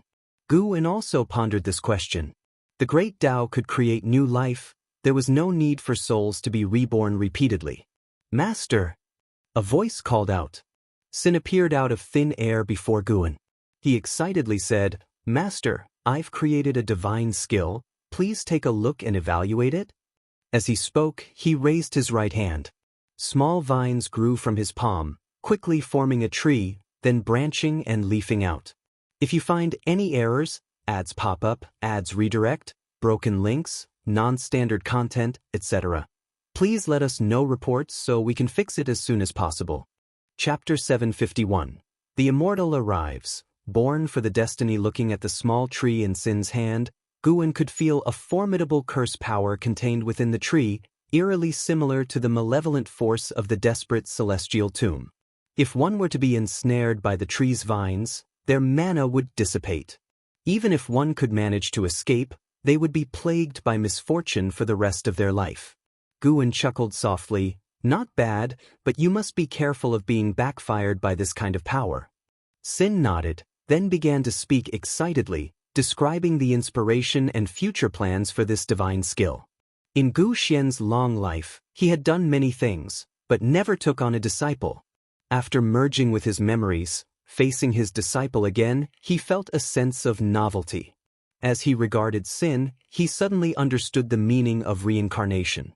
To the great Tao, reincarnation was of little help, but to those beings with regrets in their hearts, reincarnation was hope. The existence of the path of reincarnation made the world constructed by the great Tao not just one of birth and destruction. Having figured this out, Guwen no longer dwelled on the matter. Compared to such questions, there were many other things worth pondering. What shall I do tomorrow? Should I listen to music, or indulge in wine and pleasure? Never mind, I'll combine both. In the darkness, a figure appeared out of thin air, his entire body shining with the strong light of the heavenly Tao, clad in heavy silver armor and wrapped in a long golden scarf, looking extraordinarily divine. He lowered his eyes, his expression cold and indifferent, and within his eyes, specks of starlight appeared, seemingly containing two universes. Indeed, full of life, but alas, everything shall be reshaped. The happiness, pain, hatred, and hope you now possess will become meaningless, yet seeing the presence of immortal gods in one's lifetime is fortunate enough, a life not lived in vain. The silver armor immortal god muttered to himself as he raised his right hand, and a golden scroll appeared in his hand, unfolding it with his left hand. In an instant, the scroll burst forth with brilliant golden light, dazzling like the sun, illuminating the darkness. Strands of golden energy gushed out, increasingly faster, countless in number, all flying toward the darkness below, forming a magnificent river of golden chi. At the same time, deep within the void of the 3,000 great worlds emerged innumerable golden chi, quickly growing larger, surging toward the heavens and the earth of various realms.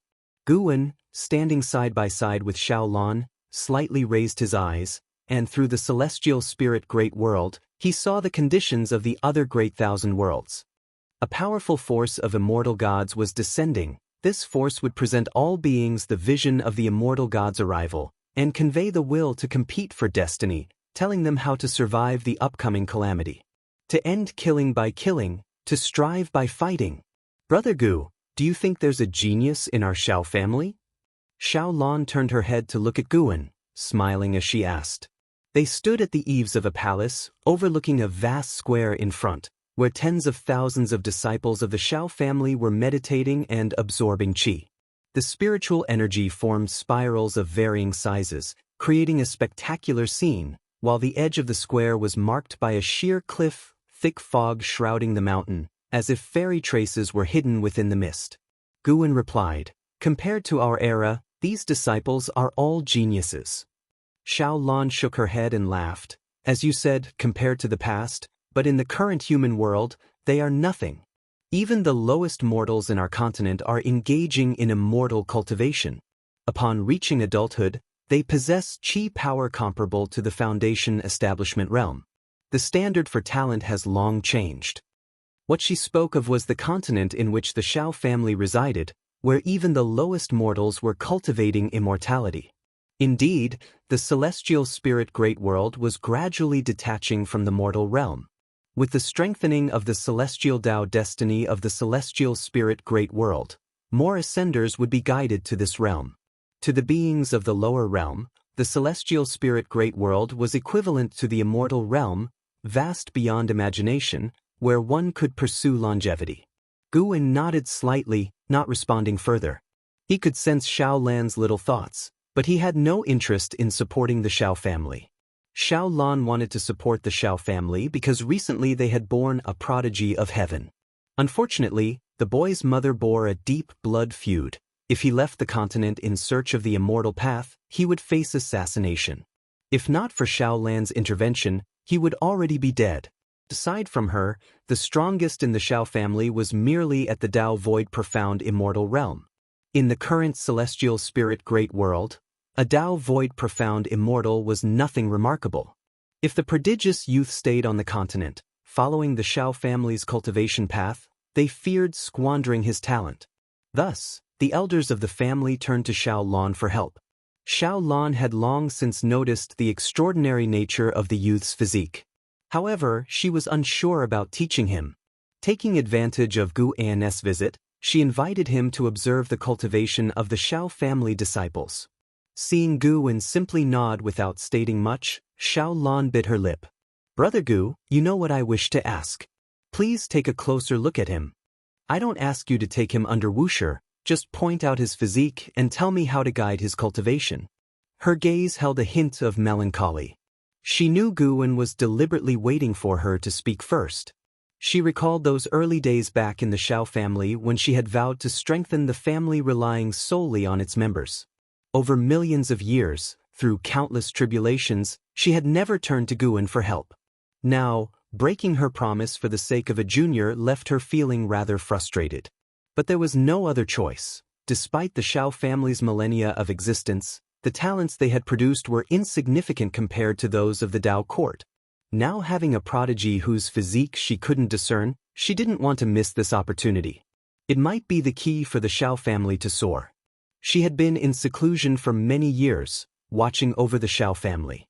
For the family to thrive, it relied on future generations. If they could produce someone like Emperor Tianhong, Zhao Rushan, or Yuan Luo, the Xiao family would undoubtedly ascend, forging deep connections with the major sects of the time. This child's physique is the primordial chaos body. In all the realms, very few can match his innate talent. However, the primordial chaos body requires awakening. Currently, he has yet to fully manifest his potential. Gu An nonchalantly remarked, gazing down at the square. His attention was with the 3,000 great worlds, his mind split in two. The other half was responding to Xiao Lan. The prodigy of the Xiao family did not interest him. Primordial chaos body? Xiao Lan's eyes lit up in excitement. After millions of years, had the Xiao family finally borne fruit? How can he awaken? Xiao Lan hurriedly asked. Gu An replied, he needs powerful mana to shatter his meridians, bones, and flesh. When he is on the verge of death, his primordial chaos body will absorb nature's spiritual energy, helping him regenerate his body. From then on, he will be unstoppable. Upon hearing this, Xiao Lan frowned, her excitement dissipating. Such an awakening method seemed overly cruel. Gu An looked at the celestial vault and said, his physique has indeed emerged due to destiny. The world is about to change again, and perhaps this heralds the replacement of the old and new eras. Hearing his words, Xiao Lan felt even more conflicted. See Tich novel _fire. At website on Google to access chapters of novels early and in the highest quality. If you find any errors, ads pop up, ads redirect, broken links, non-standard content, etc., please let us know reports so we can fix it as soon as possible. Chapter 752. The growth of Wuxia. After Gu An pointed out the method for awakening the primordial chaos body to Xiao Lan, he did not ask more about the situation of that Xiao family genius. Nor did Xiao Lan expect him to personally oversee it. It was enough to obtain this method. Afterwards, she no longer mentioned the matter but instead took Gu An to continue touring the Xiao family grounds. In the present day, the Xiao family dominated a region, and there were considerable changes every 100 years. She knew Guwen liked to wander, so she planned to show him around more. If Guwen liked this place, he could come often in the future. After the two left, a young man in white clothes on the square opened his eyes and looked towards the grand palace ahead. Strange, was that feeling just an illusion? The young man muttered to himself, looking around before closing his eyes again and continuing his cultivation. As time passed, Guwen, besides the fixed monthly schedule of picking medicinal herbs, spent all his remaining time relaxing. He even transformed into a mortal to play in the human world. He had been a farmer, a scholar, fished along the coast, hunted in the deep mountains, and had even been a powerful court minister in the court, stirring up trouble. Each identity would come to its conclusion. He never maintained any cause and effect with anyone, nor did he reveal his identity as a cultivator. In this way, 800,000 years quickly passed since he inherited the memory of Guxian. Over the past 800,000 years, the struggle for the Son of Heaven had completely erupted, with those powerful great thousand worlds bearing the brunt, becoming battlefields. The celestial Tao destiny also began to spread, affecting more and more great worlds. The celestial spirit great world wasn't exempt from this turmoil either. More and more talents were emerging in the celestial spirit great world, some even possessing physiques not inferior to the primordial chaos body. The growth speed of talents could verify the foundation of a sect, and the clashes between talents also became excuses for the ambitious. The friction among the 9 sects was growing. There was no eternal peace, and for many strong individuals, peace was instead a restraint. They lay dormant, waiting for the opportunity to stir the winds and clouds of the world. This year, it was rare for Guwen to host the Chinese New Year at the Taoist field of the Beginningless, under An Zizai's organization. The New Year was very lively. Some 4th-generation disciples were drinking with Guwen for the first time and were very excited. At the spring banquet, Guwen agreed that the 4th-generation disciples could start accepting disciples. The standard was the same as for the 4th-generation disciples. They could only accept one disciple. The 4th-generation disciples could then accept a second disciple, which made the disciples even happier. They were filled with emotions for the Beginningless and naturally hoped it would grow stronger. Beneath the Beginningless was the 9-spirit continent, a land rich in people and resources. With a call to arms, many would kneel before the dojo. The Beginningless didn't lack sources of talent, but it lacked Guwen's approval. As evening approached, Guwen swayed the wine jug, gazing at the sunset. His eyes reflected an earth-shattering battle, one great thousand world invading another. Continuous streams of living beings crossed the void, never stopping even if they were torn to pieces. Sar the Nefire. At website on Google to access chapters of novels early and in the highest quality. Master, I've written a roster recording all the disciples. Would you like to take a look? An Xan came to Guwen's side and asked softly. Guwen had restrictions on the disciples accepted by the 3rd and 4th generation disciples, but not on the 2nd generation disciples. Now, the number of disciples in the Beginningless had exceeded 150, even the youngest disciple had grown up and could stand alone if they went out. Of course, to leave the Beginningless, one must at least cultivate to the Zizai Immortal realm. Guwen accepted the roster, opened it with one hand, and reviewed it carefully. He mainly focused on Nzin's writing, from which he could see the depth of her Tao intent and her mood while writing. Master, if the struggle for the Son of Heaven affects the celestial spirit great world, can the disciples be given a chance to train? An Xen saw that Guwen was in a good mood today, so she smiled and asked softly. Cultivation, apart from achieving longevity, was essentially about becoming stronger than others. After practicing for millions of years, only sparring with fellow sect members had become tedious for the disciples. They also wanted to vanquish demons and save all living beings, just like the stories Guwen wrote in his books. An Xian also wanted to do something to put her learning to use. All right, you can arrange it then. Guwen glanced at an Xan, smiling. His response made an Xian uneasy, fearing that Guwen might be angry. Master, if you don't want us to do this, we can refrain from going out. An Xian quickly expressed her intentions. Guwen smiled helplessly and said, I wouldn't play mind games with you all. Since I've agreed, it means I truly consent. Hearing this, an Exan finally breathed a sigh of relief. She didn't know why, but over the past 1,000,000 years, she felt Master had become more and more dignified. Although he still smiled, an extraordinary aura of transcendence brought her increasing pressure with each passing day. If she felt this way, what more the other disciples? Guwen heard her thoughts but did not explain. Nowadays, he no longer cared about what others thought. Even if they were nervous facing him, so what?